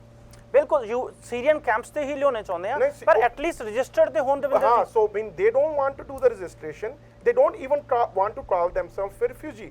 ਕੱਲ ਦੀ ਇੱਕ ਟ੍ਰੇਨ ਦੀ ਇੱਕ ਪਿਕਚਰ ਆ ਰਹੀ ਆ, ਟ੍ਰੇਨ ਨੂੰ ਦੋਨੇ ਮਾਲ ਗੱਡੀਆਂ ਨੇ ਘੇਰ ਰੱਖਿਆ, ਟ੍ਰੇਨ ਦੇ ਵਿੱਚ ਜਿਹੜੇ ਲੋਕੀ ਬੈਠੇ ਨੇ ਉਹ ਆਪਣੇ ਆਪ ਨੂੰ ਰਿਫਿਊਜੀ ਕੈਂਪ ਦੇ ਵਿੱਚ ਲਿਜਾਣ ਤੋਂ ਮਨਾ ਕਰ ਰਹੇ ਨੇ, ਉਹ ਸਿਰਫ ਜਰਮਨੀ ਚਾਂਟ ਕਰ ਰਹੇ ਨੇ। So you want the whole train people to Canada without even identifying ਤੇ ਨਹੀਂ, ਬਿਲਕੁਲ ਨਹੀਂ। ਪਰ ਇੱਕ ਗੱਲ ਆਪਾਂ ਨੂੰ ਮੰਨਣੀ ਚਾਹੀਦੀ ਹੈ ਦਵਿੰਦਰ ਜੀ, ਕਰੰਟ ਸਿਚੁਏਸ਼ਨ ਵਿੱਚ ਜੇ ਕਿ ਕੋਲ ਪਾਸਪੋਰਟ ਨਹੀਂ ਹੈਗਾ, I mean, so what is our role to provide them a passport? No, not our role. But ਕਿਤੇ ਨਾ ਕਿਤੇ ਉਹ ਰੂਲਸ ਨੂੰ ਥੋੜਾ ਜਿਹਾ ਕਰੰਟ ਸਿਚੁਏਸ਼ਨ ਨੂੰ ਵੇਖਦੇ ਹੋਏ ਚੇਂਜ ਕਰਨ ਦੀ ਲੋੜ ਆ। ਕਿਹੜਾ ਰੂਲ? ਜਦੋਂ ਆਪਾਂ ਰਿਫਿਊਜੀ ਰਜਿਸਟ੍ਰੇਸ਼ਨ ਪ੍ਰੋਸੈਸ ਦੀ ਗੱਲ ਕਰ ਰਹੇ ਹਾਂ, that's what I'm saying. ਜਦੋਂ ਰਿਫਿਊਜੀ ਰਜਿਸਟ੍ਰੇਸ਼ਨ ਪ੍ਰੋਸੈਸ ਨਹੀਂ ਹੋਗਾ, ਹਰਨਿਆ ਜੀ ਵੀ ਇਹੀ ਕਹਿ ਰਹੇ ਸੀਗੇ ਕਿ ਜੇ ਤੁਸੀਂ ਰਜਿਸਟਰਡ ਰਿਫਿਊਜੀ ਹੈਗੇ ਹੋ ਤਾਂ ਕੈਨੇਡਾ ਆਪਣੇ ਕੋਟੇ ਦੇ ਵਿੱਚੋਂ every 1 out of 10 refugee world ਦੇ ਵਿੱਚੋਂ ਲੈ ਕੇ ਆ ਰਿਹਾ ਜਦੋਂ ਸੀਰੀਆ ਦੇ ਵਿੱਚ ਵੀ ਜਿੰਨੇ ਪਰ ਦਵਿੰਦਰ ਜੀ ਜੋ ਹਰਨੇਆ ਜੀ ਕਹਿ ਰਹੇ ਹੋ 1.5 ਸਾਲ ਪ੍ਰੋਸੈਸ ਦੀ ਗੱਲ ਕਰ ਰਿਹਾ 1.5 ਸਾਲ ਚ ਹੁਣ ਜੇ ਰਿਫਿਊਜੀ ਕਿੱਥੇ ਰਹੂਗਾ 1.5 ਸਾਲ Harpreet ji it should be fast paced Davinder ਜੀ Like it should be fast not 24 ਘੰਟੇ 2 to 3 months maybe fast paced ਤੁਸੀਂ 1.5 ਸਾਲ ਕਿੱਦਾਂ ਵੇਟ ਕਰਵਾ ਸਕਦੇ ਹੋ ਕਿ ਰਿਫਿਊਜੀ ਕੋਲੋਂ ਜਿਹੜਾ ਕਿ ਇਸ ਕ੍ਰਾਈਸਿਸ ਤੋਂ ਆ ਰਿਹਾ ਉੱਠ ਕੇ ਸੀਰੀਆ ਹਰਪ੍ਰੀਤ ਜੀ ਕ੍ਰਾਈਸਿਸ ਕੱਲੇ ਸੀਰੀਆ ਦੇ ਵਿੱਚ ਆ ਹਰਪ੍ਰੀਤ ਜੀ ਕ੍ਰਾਈਸਿਸ ਸੀਰੀਆ ਦੇ ਵਿੱਚ ਹੈਗਾ ਠੀਕ ਹੈ ਜੀ ਉੱਥੇ ਯੂਐਨ ਨੇ ਕੈਂਪ ਲਾਏ ਹੋਏ ਹੈਗੇ ਆ ਉੱਥੇ ਅਗਰ ਤੁਸੀਂ ਇਹ ਕਹੋਗੇ ਕੈਨੇਡਾ ਕੱਲਾ ਕਿਉਂ ਇੱਕ ਯੂਐਨ ਦਾ ਪ੍ਰੋਸੈਸ ਟਰਕੀ ਲੱਗੇ ਹੋਏ ਨੇ ਓਕੇ ਹਰਪ੍ਰੀਤ ਜੀ ਯੂਐਨ ਦਾ ਆਪਣਾ ਪ੍ਰੋਸੈਸ ਆ ਅਗਰ ਯੂਐਸ ਵਾਲੇ ਤੁਹਾਨੂੰ ਦਿੰਦੇ ਆ ਨੰਬਰ ਰਿਫਿਊਜੀ ਨੰਬਰ ਤੁਹਾਨੂੰ ਉਸ ਪ੍ਰੋਸੈਸ ਥਰੂ ਜਾਣਾ ਹੀ ਪੈਣਾ ਤੁਸੀਂ ਉਹੀ ਬੰਦੇ ਲੈ ਸਕਦੇ ਜਿਹੜੇ ਰਜਿਸਟਰ ਕੀਤੇ ਆ ਅਗਰ ਕੱਲ ਨੂੰ ਜਿਸ ਤਰ੍ਹਾਂ ਹਰਨੇਹਾ ਜੀ ਨੇ ਵੀ ਕਿਹਾ ਦਵਿੰਦਰ ਜੀ ਨੇ ਵੀ ਗੱਲ ਦੀ ਬਾਰ-ਬਾਰ ਮੈਂਸ਼ਨ ਕੀਤੀ ਆ ਅਗਰ ਕੱਲ ਨੂੰ ISIS ਵਾਲੇ ਜਿਹੜੇ ਹੈਗੇ ਆ ਇਸਲਾਮਿਕ ਸਟੇਟ ਵਾਲੇ ਉਹ ਕੈਨੇਡਾ ਦੇ ਵਿੱਚ ਦੂਜੇ ਦੇ ਨਾਂ ਤੇ ਜਾਂ ਕਿਸੇ ਤਰ੍ਹਾਂ ਵੀ ਇੱਥੇ ਐਂਟਰ ਤੁਸੀਂ 1.5 ਸਾਲ ਵਾਸਤੇ ਐਗਰੀ ਕਰਦੇ ਜੋ ਜਿਹੜੇ ਰਿਫਿਊਜੀ ਉਹਨਾਂ ਨੂੰ 1.5 ਸਾਲ ਵੇਟ ਕਰਵਾਈ ਜਾਵੇ ਤੇ ਯੂਐਨ ਦੀ ਹੈਡ ਕਿਹਾ ਜੀ ਯੂ ਲੈਟ them decide ਨਹੀਂ ਇਹ ਕੈਨੇਡਾ ਦਾ ਰੂਲ ਹੈ ਇਹ ਯੂਐਨ ਦੀ ਹੈਡ ਥੋੜੀ ਆ ਦਵਿੰਦਰ ਜੀ ਜੇ ਇੱਥੇ ਮੈਂ ਇੱਕ ਚੀਜ਼ ਜ਼ਰੂਰ ਕਹਿਣਾ ਚਾਹੁੰਦਾ ਓਕੇ ਗੋ ਹੈਡ ਦਵਿੰਦਰ ਜੀ ਆਈ ਥਿੰਕ ਕੈਨੇਡਾ ਨੂੰ ਇੱਕ ਬੈਲੈਂਸਡ ਅਪਰੋਚ ਜਿਹੜੀ ਆ ਉਹ ਇੱਥੇ ਰੱਖਣੀ ਚਾਹੀਦੀ ਆ ਯੂਐਨ ਦੀ ਹੈਲਪ ਦੇ ਕਰਨੀ ਚਾਹੀਦੀ ਹੈ ਕੈਨੇਡਾ ਨੂੰ ਜੇ ਅਸੀਂ ਉੱਥੇ ਮਿਲਟਰੀ ਐਕਸ਼ਨ ਦੇ ਵਿੱਚ ਅਸੀਂ ਆਪਣੇ ਵਾਰ ਪਲੇਨਸ ਭੇਜ ਸਕਦੇ ਹਾਂ ਤੇ ਅਸੀਂ ਉੱਥੇ ਰਿਫਿਊਜੀ ਕ੍ਰਾਈਸਿਸ ਦੇ ਵਿੱਚ ਅਸੀਂ ਉੱਥੇ ਮਾਲੀ ਸਹਾਇਤਾ ਕਿਉਂ ਨਹੀਂ ਕਰ ਸਕਦੇ ਅਸੀਂ ਉਹ ਰਿਫਿਊਜੀਜ਼ ਦੀ ਟੇਕ ਕੇਅਰ $401 ਮਿਲੀਅਨ ਦੇ ਦਿੱਤਾ ਜਾ ਚੁੱਕਿਆ ਕੈਨੇਡਾ ਗਵਰਨਮੈਂਟ ਵੱਲੋਂ ਸੀਰੀਅਨ ਕ੍ਰਾਈਸਿਸ ਦੇ ਲਈ $400 ਮਿਲੀਅਨ ਦੇ ਚੁੱਕਿਆ ਜਾ ਰਿਹਾ ਦਵਿੰਦਰ ਜੀ $528 ਮਿਲੀਅਨ ਜਿਹੜੇ ਨੇ ਜਿਹੜਾ ਮਿਲਟਰੀ ਐਕਸ਼ਨ ਹੋ ਰਿਹਾ ਹੈ ਉਹਦੇ ਵਿੱਚ ਆਲਰੇਡੀ ਖਰਚ ਹੋ ਚੁੱਕੇ ਆ ਤੇ ਕਰੀਬ $500 ਬਿਲੀਅਨ ਹੋਰ ਖਰਚ ਹੋਣ ਦੀ ਉਮੀਦ ਹੈਗੀ ਆ again you are comparing apples to the orange you are telling me ਕਿ ਕੈਨੇਡਾ ਨੂੰ ਉੱਥੇ ਆਪਣੀ ਫੌਜ ਨਹੀਂ ਭੇਜਣੀ ਚਾਹੀਦੀ ਸੀ ਹਵਾਈ ਜਹਾਜ਼ ਨਹੀਂ ਭੇਜਣੇ ਚਾਹੀਦੇ ਸੀ ਜਿਹੜੇ ਆਈਸਿਸ ਦੇ ਅੱਤਵਾਦੀਆਂ ਨੇ ਇਹ ਕ੍ਰਾਈਸਿਸ ਸ਼ੁਰੂ ਕੀਤਾ ਹੋਇਆ ਉਹ ਆਈਸਿਸ ਦੇ ਅੱਤਵਾਦੀਆਂ ਨੂੰ ਨਹੀਂ ਰੱਖਣਾ ਚਾਹੀਦਾ ਸਾਰਾ ਸੀਰੀਆ ਸਾਰਾ ਇਰਾਕ ਤੁਸੀਂ ਉਹਨਾਂ ਅੱਤਵਾਦੀਆਂ ਦੇ ਹੱਥਾਂ ਵਿੱਚ ਦੇ ਕੇ ਖਾਲੀ ਕਰਾਉਣਾ ਚਾਹੁੰਦੇ ਹੋ ਦਵਿੰਦਰ ਜੀ ਇੱਥੇ ਮੈਂ ਇੱਕ ਛੋਟੀ ਜਿਹੀ ਗੱਲ ਕਹਿਣੀ ਚਾਹੁੰਦਾ ਸੌਰੀ ਪਰਮਿੰਦਰ ਜੀ ਮੈਂ ਮਾਫੀ ਚਾਹੁੰਦਾ ਅਗਰ ਤੁਸੀਂ ਬਾਰ-ਬਾਰ ਮੈਂ ਇਹੀ ਸੁਣ ਰਿਹਾ ਆਪਾਂ ਗੱਲ ਕਰ ਰਹੇ ਹਾਂ ਰਿਫਿਊਜੀ ਸਟੇਟ ਦੇ ਰਿਫਿਊਜੀ ਕੈਨੇਡਾ ਕਿਸ ਤਰ੍ਹਾਂ ਲਵੇ ਅਗਰ ਆਪਾਂ ਆਈਸਿਸ ਦੀ ਗੱਲ ਕਰਦੇ ਹੈਗੇ ਆ ਕਿ ਆਈਸਿਸ ਉੱਥੇ ਅੱਤਵਾਦੀ ਆ ਗਿਆ ਉਹਨਾਂ ਨੇ ਬੰਦੇ ਮਾਰਤੇ ਆਈਸਿਸ ਕੋਲ ਅਸਲਾ ਕਿੱਥੋਂ ਆਉਂਦਾ why can't we stop those countries ਅਸੀਂ ਉਹਨਾਂ ਦੇਸ਼ਾਂ ਨੂੰ ਕਿਉਂ ਨਹੀਂ ਸਟਾਪ ਕਰ ਸਕਦੇ ਜਿਹੜੇ ਉਹਨਾਂ ਨੂੰ ਐਮੂਨੀਸ਼ਨ ਦਿੰਦੇ ਹੈਗੇ ਆ ਵਾਈ ਕੈਨਟ ਪਰ ਇਹ ਤੇ ਹੁਣ ਤੁਸੀਂ ਇੱਕ ਅਗੇਨ ਰਣਜੀਤ ਸਿੰਘ ਜੀ ਇਹ ਇਸ਼ੂ ਨਹੀਂ ਆ ਅਸਲਾ ਦੈਟਸ ਅ ਡਿਫਰੈਂਟ ਇਸ਼ੂ ਨਹੀਂ ਮੈਂ ਉਹੀ ਕਹਿ ਰਿਹਾ ਅਸੀਂ ਡੀਲ ਕਰ ਰਹੇ ਹਾਂ ਰਿਫਿਊਜੀ ਕ੍ਰਾਈਸਿਸ ਨਾਲ ਰਿਫਿਊਜੀ ਕ੍ਰਾਈਸਿਸ ਕਿਉਂ ਆਇਆ ਹਰਪ੍ਰੀਤ ਜੀ ਪਰ ਜੇ ਕੈਨੇਡਾ ਕੋਈ ਸਟੈਪ ਲੈਂਦਾ ਕਿ ਇਹਨਾਂ ਆਮ ਵਿਅਕਤੀਆਂ ਨੂੰ ਜਿਹੜੇ ਰਿਫਿਊਜੀ ਬਣਾ ਰਹੇ ਨੇ ਉਹਨਾਂ ਦੇ ਵਿਰੁੱਧ ਵੀ ਕੋਈ ਸਟੈਪ ਲੈ ਜਾਣ ਤਾਂ ਪਰਮਿੰਦਰ ਸਿੰਘ ਦੀ NDP ਪਾਰਟੀ ਜਾਂ ਹਰਪ੍ਰੀਤ ਰੰਧਾਵਾ ਦੀ ਲਿਬਰਲ ਪਾਰਟੀ ਕੰਜ਼ਰਵੇਟਿਵ ਪਾਰਟੀ ਦਾ ਵਿਰੋਧ ਕਿਉਂ ਕਰਦੀ ਆ ਜਦੋਂ ਸਾਨੂੰ ਪਤਾ ਜਾਂਦਾ ਕਿ ਰਿਫਿਊਜੀ ਉਹ ਬੰਦੇ ਨੂੰ ਕਿਹਾ ਜਾਂਦਾ ਜਦੋਂ ਇੱਕ ਕੰਟਰੀ ਦੇ ਵਿੱਚੋਂ ਡਿਸਪਲੇਸ ਕੀਤਾ ਜਾਵੇ ਫੋਰਸਫੁਲੀ ਡਿਸਪਲੇ ਕੀਤਾ ਜਾਵੇ ਕਿ ਉਹਨਾਂ ਤਾਕਤਾਂ ਨੂੰ ਜਿਹੜੀਆਂ ਫੋਰਸਫੁਲੀ ਉੱਥੇ ਦੇ ਵਸਨੀਕਾਂ ਨੂੰ ਡਿਸਪਲੇਸ ਕਰ ਰਹੀਆਂ ਨੇ ਰੋਕਣ ਦੀ ਕੋਈ ਲੋੜ ਨਹੀਂ ਹੈ ਜੀ ਪਰਮਿੰਦਰ ਸਿੰਘ ਜੀ ਤੇ ਹਰਪ੍ਰੀਤ ਜੀ ਦੋਨੇ ਜਾਣੇ ਜਵਾਬ ਦਿਓ ਕਿ ਜਦੋਂ ਕੈਨੇਡਾ ਨੇ ਫੈਸਲਾ ਲਿਆ ਸੀ ਕਿ ਉਹਨਾਂ ਤਾਕਤਾਂ ਦਾ ਉਸੇ ਮੁਲਕ ਦੇ ਵਿੱਚ ਜਾ ਕੇ ਹੀ ਮੁਕਾਬਲਾ ਕਰਾਂਗੇ ਮਦਦ ਕਰਾਂਗੇ ਸੀਰੀਅਨਸ ਦੀ ਕਿ ਤਾਂ ਕਿ ਉਹਨਾਂ ਨੂੰ ਆਪਣੇ ਦੇਸ਼ ਦੇ ਵਿੱਚੋਂ ਬਾਹਰ ਨਾ ਧੱਕਿਆ ਜਾਵੇ ਤੁਹਾਡੀਆਂ ਪਾਰਟੀਆਂ ਉਸ ਵੇਲੇ ਕਿਉਂ ਵਿਰੋਧ ਕਰ ਰਹੀਆਂ ਸਨ ਦਵਿੰਦਰ ਜੀ ਤੁਸੀਂ ਜੋ ਕੰਜ਼ਰਵੇਟਿਵ ਪਾਰਟੀ ਦੀ ਗੱਲ ਕਰੀਏ ਜੇ ਕਿਤੇ USA ਜਾ ਰਿਹਾ ਵਾ ਉਹ ਆਂਦੇ ਨੇ ਹਾਂਜੀ ਅਸੀਂ ਵੀ ਜਾ ਕੇ ਪਲੇਨਸ ਭੇਜਾਂਗੇ ਜਾਂ ਤੇ ਨਾਟੋ ਆਪਰੇਸ਼ਨ ਹੋਵੇ ਜਾਂ ਫਿਰ UN ਆਪਰੇਸ਼ਨ ਹੋਵੇ ਬੇਸਿਕਲੀ ਜੇ ਸਿਰਫ ਕਿਉਂ ਸਟੀਫਨ ਹਾਰਪਰ ਦੀਆਂ ਕੰਜ਼ਰਵੇਟਿਵ ਪਾਰਟੀ ਚਾਹੁੰਦੀ ਹੈ ਅਸੀਂ ਕਿਉਂਕਿ US ਆਰਮੀ ਜਾ ਰਹੀ ਅਸੀਂ ਆਰਮੀ ਭੇਜਣੀ ਹੈ ਦੈਟਸ ਨਾਟ ਰਾਈਟ ਬੈਟਰ ਹੈ ਕਿ ਜੋ ਜਸਟਿਨ ਟਰੂਡੋ ਜੀ ਨੇ ਕਿਹਾ ਉੱਥੋਂ ਦੀ ਆਰਮੀ ਨੂੰ ਟ੍ਰੇਨ ਕਰੋ ਤਾਂ ਕਿ ਉਹ ਫਾਈਟ ਕਰ ਸਕੇ ਉਹਨਾਂ ਨੂੰ ਉਹ ਰਿਸੋਰਸਸ ਦਿਓ ਜਿਹੜੀ ਉਹਨਾਂ ਨੂੰ ਚਾਹੀਦੀ ਆ ਓਕੇ ਤੇ ਤੁਸੀਂ ਚਾਹੁੰਦੇ ਹੋ ਕਿ ਉਹ ਤਾਕਤਾਂ ਉਹ ਅੱਤਵਾਦੀ ਤਾਕਤਾਂ ਉਹ ਆਈਸਿਸ ਇਹ ਸੀਰੀਅਨਸ ਨੂੰ ਉੱਥੋਂ ਡਿਸਪਲੇਸ ਕਰ ਦੇਣ ਅਸੀਂ ਲਿਬਰਲ ਤੇ NDP ਆਪਣੀ ਕੈਨੇਡੀਅਨ ਗਵਰਨਮੈਂਟ ਤੇ ਐਲੀਗੇਸ਼ਨ ਲਾਵਾਂਗੇ ਕਿ ਤੁਸੀਂ ਆਪਣੇ ਕੋਟੇ ਵਧਾਓ ਤੇ ਇਹਨਾਂ ਨੂੰ ਕੈਨੇਡਾ ਦੇ ਵਿੱਚ ਦਵਿੰਦਰ ਸਿੰਘ ਜੀ ਫਿਰ ਅਜੇ ਤੱਕ ਕੈਨੇਡੀਅਨ ਐਂਡ US ਆਰਮੀ ਨੇ ਸੀਰੀਅਨ ਉੱਥੇ ਆਈਸਿਸ ਨੂੰ ਭਜਾ ਕਿਉਂ ਨਹੀਂ ਦਿੱਤਾ ਨਹੀਂ ਪਰ ਅਗੇਨ ਇਟਸ ਨਾਟ ਵਰਕਿੰਗ ਨਹੀਂ ਪਰ ਦਵਿੰਦਰ ਜੀ ਇਟਸ ਨਾਟ ਵਰਕਿੰਗ ਇਹਦਾ ਮਤਲਬ ਕਿ ਕੰਮ ਨਹੀਂ ਚੱਲ ਰਿਹਾ ਇਟਸ ਫੇਲਿੰਗ ਸੋ ਸੀਰੀਆ ਨੂੰ ਸਾਰਾ ਕੈਨੇਡਾ ਦੇ ਵਿੱਚ ਮਿਲਾ ਲਓ ਨਹੀਂ ਤੁਸੀਂ ਉੱਥੋਂ ਦੀ ਆਰਮੀ ਨੂੰ ਟ੍ਰੇਨ ਕਰੋ ਕਿ ਉਹ ਫਾਈਟ ਕਰ ਸਕੇ ਹਾਊ ਯੂ ਵਿਲ ਟ੍ਰੇਨ ਤੁਸੀਂ ਉੱਥੇ ਆਪਣੇ ਟਰੂਪਸ ਟ੍ਰੇਨ ਕਰੋ ਤੇ ਫੌਜ ਭੇਜਣ ਦੀ ਕਿਉਂ ਮਨਾਹੀ ਦਿੰਦੇ ਨੇ ਜੇ ਪਰ ਟ੍ਰੇਨਿੰਗ ਵਾਸਤੇ ਹਾਂ ਕਹਿੰਦੇ ਨੇ ਉਹ ਆਉਂਦੇ ਨੇ ਆਪਰੇਸ਼ਨ ਜਸਟਿਨ ਕਿਉਂਕਿ ਟਰੂਡੋ ਆਪਰੇਸ਼ਨ ਜੀ ਤਾਂ ਸਕਸੈਸਫੁਲ ਨਹੀਂ ਹੋ ਰਿਹਾ। ਉੱਥੇ ਸਿਰਫ ਟ੍ਰੇਨ ਕਰਨਾ ਚਾਹੁੰਦੇ ਹਨ, ਪਰ ਹਾਲਾਂ ਇਹ ਨਹੀਂ ਪਤਾ ਕਿ ਟ੍ਰੇਨ ਕਿਸ ਤਰੀਕੇ ਨਾਲ ਹੋਏਗਾ ਜਦੋਂ ਉੱਥੇ ਟ੍ਰੇਨ ਕਰਕੇ ਤੁਸੀਂ ਕਿੱਥੇ ਭਰੋਸਾ ਅਨਿਆ ਕਰ ਜੀ ਸਕਦੇ ਤੁਸੀਂ ਹੋ। ਮੈਨੂੰ ਇਹ ਦੱਸੋ ਤੁਹਾਡਾ ਆਪਰੇਸ਼ਨ ਅਜੇ ਤੱਕ ਸਕਸੈਸਫੁਲ ਕਿਉਂ ਨਹੀਂ ਹੋਇਆ? ਤੁਸੀਂ ਕਿਉਂ ਨਹੀਂ ਆਈਸਿਸ ਤੁਹਾਨੂੰ ਰੋਕਦੇ ਲੱਗਦਾ ਅਜੇ ਕਿ ਤੱਕ? ਕਿਸੇ ਹੋਰ ਦਾ ਆਪਰੇਸ਼ਨ ਸਕਸੈਸਫੁਲ ਹੋਇਆ ਸੀਰੀਆ ਵਿੱਚ ਕਿ ਬਾਕੀ ਗਵਰਨਮੈਂਟਸ ਨੇ ਸੀਰੀਆ ਤੋਂ ਨਹੀਂ, ਬਚਾਅ ਪਰ ਕਰ ਕਿਉਂ ਨਹੀਂ ਹੋਇਆ? That means it's not working. ਸਾਡੇ That ਵੱਲੋਂ means ਤਾਂ ਸਿਰਫ ਹਰਨਾਇਆ ਕੋਸ਼ਿਸ਼ ਜੀ, ਕੀਤੀ it's ਜਾ not ਸਕਦੀ ਹੈ working. ਨਾ, ਐਟਲੀਸਟ ਸਾਡੇ ਵੱਲੋਂ ਕੋਸ਼ਿਸ਼ ਤਾਂ ਕੀਤੀ ਜਾ ਰਹੀ ਅਨਿਆ ਹੈ ਜੀ ਯੂਨਿਟ ਤੁਸੀਂ ਇਹ ਗੱਲ ਤੇ ਮੰਨਦੇ ਜੋ ਨਾ ਕਿ ਇਟ ਇਜ਼ ਨਾਟ ਵਰਕਿੰਗ ਜੋ ਕੰਜ਼ਰਵੇਟਿਵ ਜਾਂ ਯੂਐਸਟੀ approach is not working so we need to change the approach ਜੇ ਫਾਰਮੂਲਾ A ਨਹੀਂ ਚੱਲੇ ਤੁਸੀਂ ਉਹਨੂੰ ਫਾਰਮੂਲਾ B ਨਾਲ ਟਰਾਈ ਕਰੋ। ਲਗਾਏ ਜਾ ਰਹੇ ਹੁੰਦੇ ਹਰਪ੍ਰੀਤ ਜੀ। ਇੱਥੇ ਇੱਕ ਚੀਜ਼ ਹੋਰ ਵੀ ਹੈਗੀ ਹੈ ਜੇ ਕਿ ਕੋਈ ਅਸੀਂ ਇਕੱਲਾ ਇਹ ਨਹੀਂ ਕਹਿ ਸਕਦੇ ਕਿ ਤਾਂ ਹੀ ਮਸਲਾ ਹੱਲ ਹੋਊਗਾ। ਤੇ ਦਵਿੰਦਰ ਜੀ ਦਾ ਮਤਲਬ ਇਹ ਤੇ ਨਹੀਂ ਅਸੀਂ ਰੋਂਗ ਐਕਸ਼ਨ ਲਈਏ। ਜੇ ਇੱਕ ਐਕਸ਼ਨ ਨਹੀਂ ਚੱਲ ਰਿਹਾ ਸਾਨੂੰ ਅਪਰੋਚ ਚੇਂਜ ਕਰਨ ਦੀ ਲੋੜ ਆ। Is something better than nothing or nothing is better than something? Something is always better than something and something is always better than something। ਤਾਂ nothing ਨਹੀਂ ਕਿਹਾ ਜਾ ਰਿਹਾ। ਹਰਪ੍ਰੀਤ ਜੀ ਕਿ ਲਿਬਰਲਸ ਦੀ ਪਾਲਿਸੀ ਜਿਹੜੀ ਹੈਗੀ ਕਿ ਉੱਥੇ ਟ੍ਰੇਨ ਕਰਕੇ ਛੱਡ ਦੋ ਉਹ ਸਕਸੈਸਫੁਲ ਹੋ ਜਾਏਗੀ? ਕੀ ਗਾਰੰਟੀ ਇਸ ਇਹ ਚੀਜ਼ ਦੀ? ਤੁਸੀਂ ਕਹਿ ਰਹੇ ਜੋ ਟ੍ਰੇਨ ਕਰਕੇ ਛੱਡ ਦੋ। ਕੀ ਜਦੋਂ guarantee ਤੁਸੀਂ ਇਸ ਦੇਖੋ ਚੀਜ਼ ਦੀ? ਜਦੋਂ ਤੁਸੀਂ ਕੇ ਨੂੰ ਹਰਨਿਆ ਜੀ ਤੁਸੀਂ ਕੁਐਸਚਨ ਪੁੱਛਿਆ ਜਾਂ ਤੇ ਆਨਸਰ ਦੇਣ ਦਿਓ ਜੀ। ਜਦੋਂ ਤੁਸੀਂ ਕੇ ਨੂੰ ਚਾਹੁੰਦੇ ਜੋ ਕਿ ਕੋਈ ਸਕਸੈਸਫੁਲ ਹੋਵੇ ਤੁਹਾਨੂੰ ਉਹਨੂੰ ਟ੍ਰੇਨ ਕਰਨਾ ਪਊਗਾ।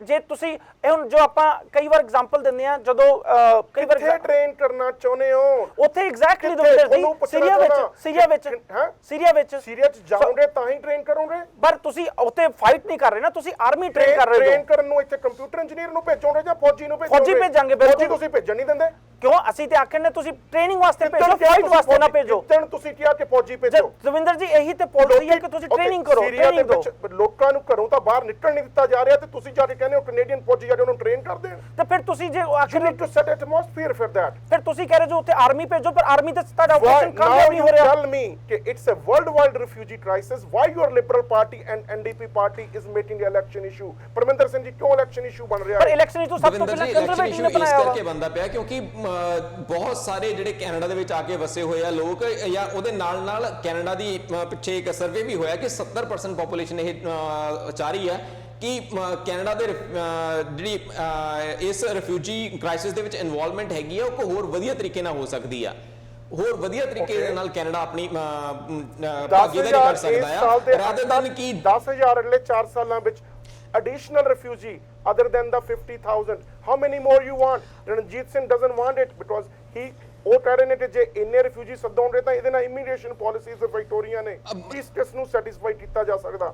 ਦਵਿੰਦਰ ਜੀ ਇੱਕ ਗੱਲ ਸਾਨੂੰ ਧਿਆਨ ਦੇਣ ਦੀ ਲੋੜ ਹੈਗੀ ਆ ਕਿ ਸੀਰੀਆ ਦੇ ਵਿੱਚ ਅਜੇ ਤੱਕ ਕੈਨੇਡਾ ਨੇ ਹਵਾਈ ਹਮਲੇ ਸ਼ੁਰੂ ਨਹੀਂ ਕੀਤੇ ਹੈਗੇ, ਉਹ ਸਿਰਫ ਇਰਾਕ ਦੇ ਵਿੱਚ ਕਰਦਾ ਪਿਆ ਕਿਉਂਕਿ ਸੀਰੀਆ ਦੇ ਬਸ਼ਰ ਅਲ ਅਸਦ ਦੀ ਸਰਕਾਰ ਹੈਗੀ ਆ ਉੱਥੇ ਨਾਲ ਪੈਚਅਪ ਨਹੀਂ ਹੋਇਆ ਹੈਗਾ ਕਿ ਹਾਂਜੀ ਤੁਸੀਂ ਸਾਡੇ ਏਰੀਆ ਦੇ ਵਿੱਚ ਸਾਡੇ ਖਿੱਤੇ ਦੇ ਵਿੱਚ ਆ ਕੇ IS ਦੇ ਖਿਲਾਫ ਲੜਾਈ ਕਰ ਸਕਦੇ ਆ।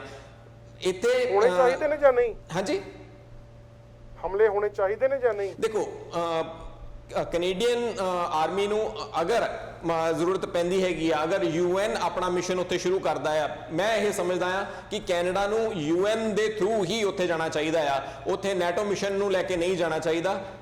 ਜਿਸ ਤਰ੍ਹਾਂ ਜੇ ਅਫਗਾਨਿਸਤਾਨ ਦੀ ਗੱਲ ਕਰੀਏ ਅਫਗਾਨਿਸਤਾਨ ਦੇ ਵਿੱਚ ਇਰਾਕ ਦਾ ਜਿਹੜਾ ਇਹ ਮਿਸ਼ਨ ਹੈਗਾ ਸੀ ਦੋਨਾਂ ਨੂੰ ਆਪਸ ਵਿੱਚ ਕੰਪੇਅਰ ਨਹੀਂ ਕਰ ਸਕਦੇ। ਇੱਥੇ ਸਿਰਫ ਇੱਕ ਕੋalition ਬਣੀ ਹੋਈ ਆ ਉਹ IS ਦੇ ਖਿਲਾਫ ਲੜਦੀ ਪਈ ਆ। UN ਕਿਉਂ ਨਹੀਂ ਕੋਈ ਸਟੈਪ ਚੱਕਦਾ ਪਿਆ ਇਸ ਮਾਮਲੇ ਨੂੰ ਲੈ ਕੇ? ਉਸ ਤੋਂ ਬਾਅਦ ਤੁਸੀਂ ਮੈਨੂੰ ਪਰਮਿੰਦਰ ਸਿੰਘ ਤੁਸੀਂ ਮੈਨੂੰ ਆਪਣੀ ਓਪਨਿੰਗ ਸਟੇਟਮੈਂਟ ਦੇ ਵਿੱਚ ਕਿਹਾ ਕਿ ਜ਼ਿਆਦਾਤਰ ਕੈਨੇਡੀਅਨਸ ਇਹ ਮੰਨਦੇ ਨੇ ਕਿ ਕੈਨੇਡਾ ਨੂੰ ਕੁਝ ਵਧੀਆ ਕੰਮ ਕਰਨਾ ਚਾਹੀਦਾ ਰਿਫਿਊਜੀ ਸੈਟਲਮੈਂਟ ਦੇ ਲਈ। ਬਿਲਕੁਲ ਕਰਨਾ ਚਾਹੀਦਾ। UN ਨੂੰ ਇੱਕ ਪਾਸੇ ਰੱਖ ਦਿਓ ਕਿਉਂਕਿ UN ਦੇ ਵਿੱਚ Canada is just one country. ਪਰ ਜੇ ਕੈਨੇਡਾ ਦੇ ਵਿੱਚ ਤੁਸੀਂ ਕਹਿੰਦੇ ਹੋ ਵੀ ਜ਼ਿਆਦਾ ਕਰਨਾ ਚਾਹੀਦਾ, ਮੈਨੂੰ ਇਹ ਦੱਸੋ ਕਿ ਜ਼ਿਆਦਾ ਰਿਫਿਊਜੀ ਸੱਦਣੇ ਚਾਹੀਦੇ ਨੇ ਜਾਂ ਰਿਫਿਊਜੀਆਂ ਨੂੰ ਉਹਨਾਂ ਦੇ ਜਿਹੜੇ ਡਿਸਪਲੇਸ ਕੰਟਰੀ ਦੇ ਵਿੱਚ ਜਾ ਕੇ ਸੈਟਲ ਕਰਾਉਣ ਦੀ ਕੋਸ਼ਿਸ਼ ਕਰਨੀ ਚਾਹੀਦੀ ਆ, ਜਾਂ ਜਿਹੜੇ ਰਿਫਿਊਜੀ ਜਿਵੇਂ ਕੰਟਰੀ ਲਾਈਕ ਜਰਮਨੀ ਸਵੀਡਨ ਜਾਂ ਉਹਦੇ ਵਿੱਚ ਲੀਗਲ ਜਾਂ ਇਲੀਗਲ ਵੇ ਨਾਲ ਚਲੇ ਜਾ ਚੁੱਕੇ ਨੇ ਉਹਨਾਂ ਦੀ ਕੋਈ ਫਾਈਨੈਂਸ਼ੀਅਲ ਕੰਟਰੀਬਿਊਸ਼ਨ ਕਰਕੇ ਉੱਥੇ ਹੀ ਸਪੋਰਟ ਕਰਨੀ ਚਾਹੀਦੀ ਆ। ਯੂ ਟੈਲ ਮੀ ਕਿ ਜਿਹੜਾ ਵਾਜਬ ਜਿਹੜਾ ਕੰਮ ਕੈਨੇਡੀਅਨ ਗਵਰਨਮੈਂਟ ਕਰ ਸਕਦੀ ਆ ਜਿਹੜੇ 70% ਤੁਸੀਂ ਕਿਹਾ ਕੈਨੇਡੀਅਨ ਮੰਨਦੇ ਨੇ ਉਹਦੇ ਵਿੱਚ ਕੀ ਕਰਨਾ ਚਾਹੀਦਾ?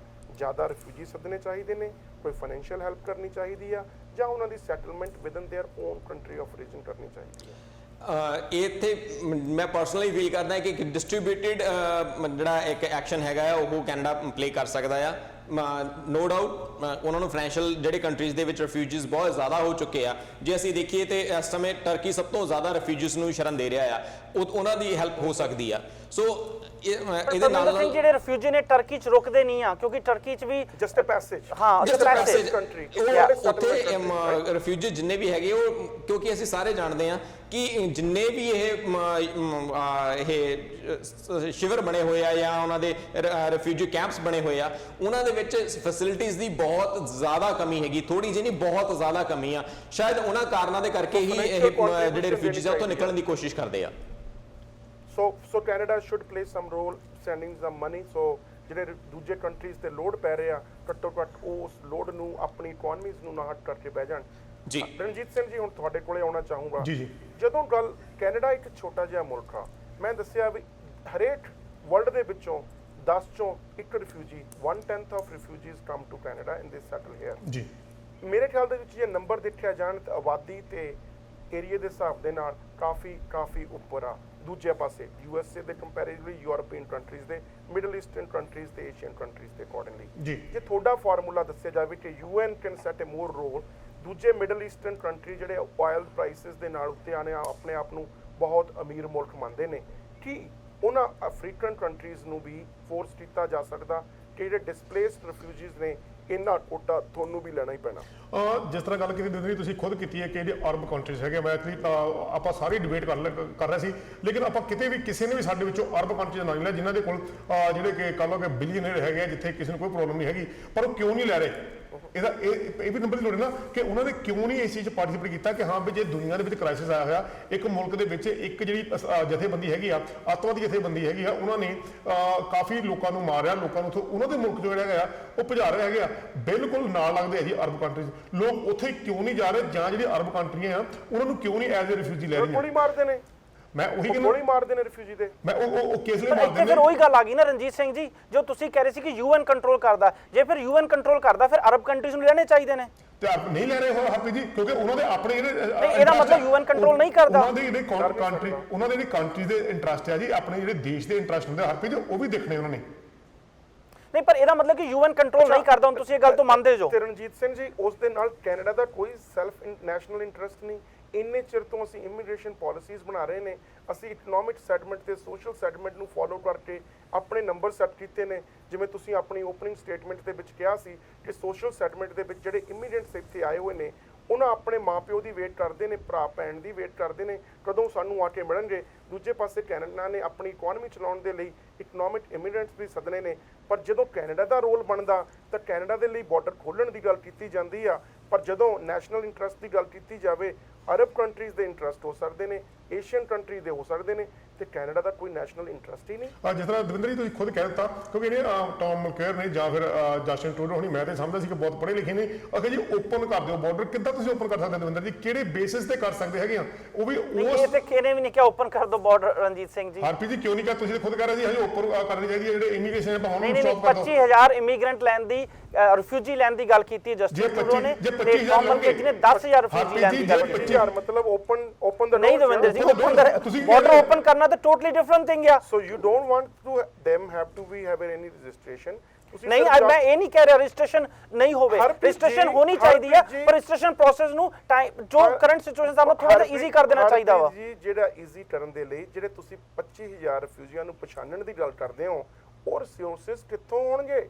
ਸੀਰੀਆ ਦੇ ਵਿੱਚੋਂ ਕੈਨੇਡੀਅਨ ਜਿਹੜੀ ਐਮਬੈਸੀ ਆ, ਜੇ ਉੱਥੇ ਤੁਸੀਂ ਕਹੋਗੇ ਉਹਦੀ ਜ਼ਿੰਮੇਵਾਰੀ ਲਾਈ ਜਾਵੇ, ਨਹੀਂ ਨਹੀਂ ਦਵਿੰਦਰ ਜੀ, ਜੋ UN ਦੇ ਨਾਲ ਰਜਿਸਟ੍ਰੇਸ਼ਨ ਪ੍ਰੋਸੈਸ ਆ, ਉਹ ਕੈਨੇਡੀਅਨ ਐਮਬੈਸੀ ਦਾ ਰੋਲ ਨਹੀਂ ਹੈ, UN ਦਾ ਰੋਲ ਹੈ। ਰਿਫਿਊਜੀ ਕੋਈ ਵੀ UN ਦੇ ਨਾਲ ਰਜਿਸਟਰਡ ਨਹੀਂ ਹੈਗਾ। How can we bring the refugees from there? But ਨਹੀਂ, we need some process, ਹੈ ਨਾ? Impossible for Syrians to register with the Davinder UN. ਜੀ, ਟਰਕੀ ਵਿੱਚ UN ਦੇ ਕੈਂਪ ਲੱਗੇ ਹੋਏ ਨੇ। Exactly. ਹਾਂਜੀ, ਪਰ ਪ੍ਰੋਬਲਮ ਸੀਰੀਆ ਚ ਆ ਰਹੀ ਹੈ, ਪ੍ਰੋਬਲਮ ਟਰਕੀ ਚ ਨਹੀਂ ਆ ਰਹੀ। ਨਹੀਂ, ਟਰਕੀ ਚ UN ਦੇ ਕੈਂਪ ਚ ਰਜਿਸਟਰ ਕਰ ਰਹੇ ਨੇ, ਉਹ ਕਹਿ ਰਹੇ ਨੇ ਕਿ ਬਿਲਕੁਲ ਕਰ ਰਹੇ ਨੇ, ਉਹ ਕਹਿ ਰਹੇ ਨੇ ਕਿ ਤੁਹਾਡੇ ਕੋਲ ਸੀਰੀਅਨ ਪਾਸਪੋਰਟ ਹੋਣਾ ਚਾਹੀਦਾ ਵਾ। They are registering in Turkey. Okay, so problem ਜਿਹੜੀ ਹੈਗੀ, ਜਿਹੜੇ ਲੋਕੀ ਹੁਣ ਸੀਰੀਆ ਚੋਂ ਫਲੀ ਕਰ ਰਹੇ ਨੇ, ਜਿਹੜੇ ਲੋਕੀ ਜਿਵੇਂ ਉਸ ਬੱਚੇ ਦੀ ਜੇ ਗੱਲ ਕੀਤੀ ਜਾਵੇ, ਉਹਨਾਂ ਨੂੰ ਸਮਗਲਰਾਂ ਨੂੰ, ਹਿਊਮਨ ਟ੍ਰੈਫਿਕਰ ਦੇ ਵਿੱਚ ਜੁੜੇ ਹੋਏ ਲੋਕਾਂ ਨੂੰ ਪੈਸੇ ਦੇਣੇ ਪੈਂਦੇ ਨੇ। That's right. ਉਸ ਦੀ ਜਿਹੜੀ ਉਹ ਆਂਟੀ ਨੇ ਗੱਲ ਸਾਫ਼ ਕਹੀ ਸੀਗੀ ਕਿ ਪੈਸੇ ਤਾਂ ਦਿੱਤੇ ਸੀ ਜੈਟ ਬੋਟ ਦੇ ਵਿੱਚ ਆਉਣ ਦੇ ਲਈ, ਪਰ ਓਵਰ ਕਰਾਊਡਡ ਹੋਣ ਦੇ ਲਈ ਉਹਨਾਂ ਨੇ ਬਲੂਨ ਬੋਟ ਦੇ ਵਿੱਚ ਇੱਕ ਆਪਣੀ ਸੇਫਟੀ ਜੈਕਟਸ ਪਾ ਕੇ, ਉਹ ਵੀ ਆਰਟੀਫੀਸ਼ੀਅਲ ਸੀ, ਉਹ ਪਾਏ ਗਏ।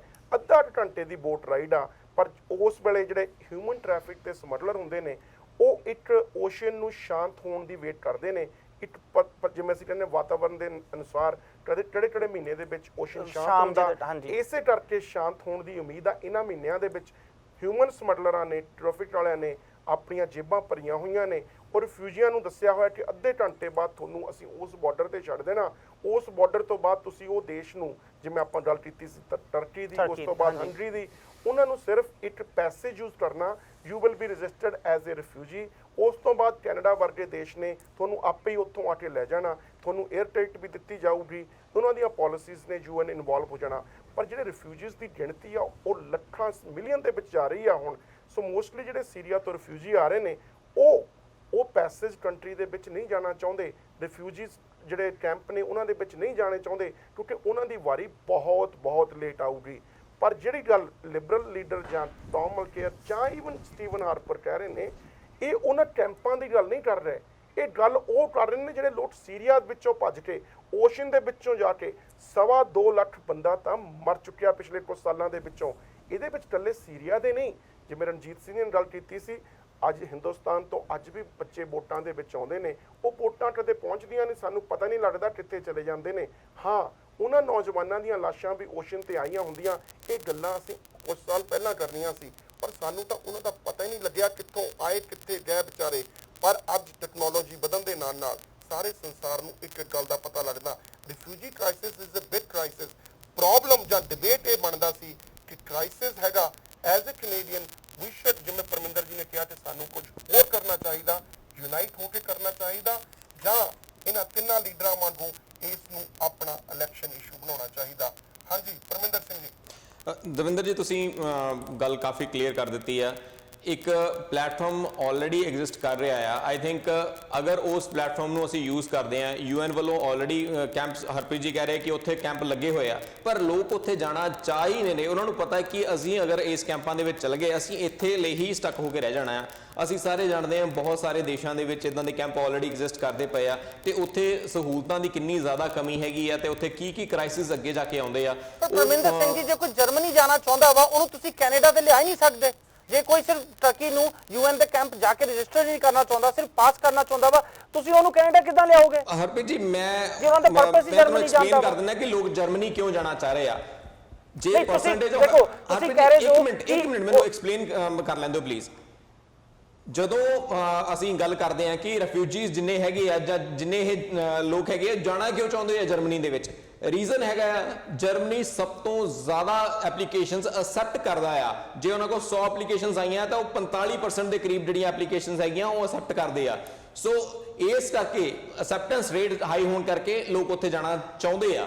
ਉਸ ਤੋਂ ਬਾਅਦ ਜੇ ਅਸੀਂ ਹੋਰ ਦੇਸ਼ਾਂ ਦੀ ਗੱਲ ਕਰੀਏ, ਬਹੁਤ ਸਾਰੇ ਦੇਸ਼ ਹੋਰ ਹੈਗੇ ਆ, ਪਰ ਇੱਥੇ ਪੁਆਇੰਟ ਤੁਸੀਂ ਜਿਹੜੀ ਗੱਲ ਕਰ ਰਹੇ ਹੋ ਕਿ ਇਹਨਾਂ ਦੇਸ਼ਾਂ ਤੇ ਜਾਣਾ ਹੀ ਕਿਉਂ ਜਾ ਰਿਹਾ ਹੈ, ਜਾਂ ਕੈਨੇਡਾ ਉਹ ਲੋਕਾਂ ਨੂੰ ਕਿੱਦਾਂ ਲੈ ਕੇ ਆਊਗਾ ਜਿਹੜੇ ਉਹਨਾਂ ਕੰਟਰੀਜ਼ ਦੇ ਵਿੱਚ ਜਾਣਾ ਚਾਹੁੰਦੇ ਆ।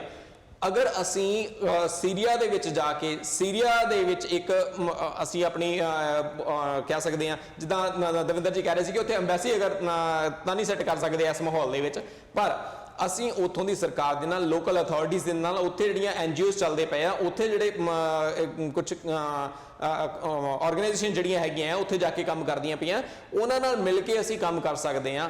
ਅਸੀਂ ਯੂਐਨ ਦੀ ਇਨਵੋਲਵਮੈਂਟ ਉੱਥੇ ਲਿਆ ਕੇ ਅਸੀਂ ਉਹ ਜਿਹੜੇ ਰਿਫਿਊਜੀਜ਼ ਨੇ, ਜਿਹੜੇ ਸਮਗਲਰਸ ਨੂੰ ਪੈਸੇ ਦੇ ਕੇ, ਤੁਸੀਂ ਬੇਸਿਕਲੀ ਜਿਹੜੇ ਜਰਮਨ ਚ ਰਿਫਿਊਜੀ ਐਕਸੈਪਟ ਹੋ ਗਿਆ ਉਹਨਾਂ ਨੂੰ ਲੈਣਾ ਚਾਹੁੰਦੇ ਜੋ?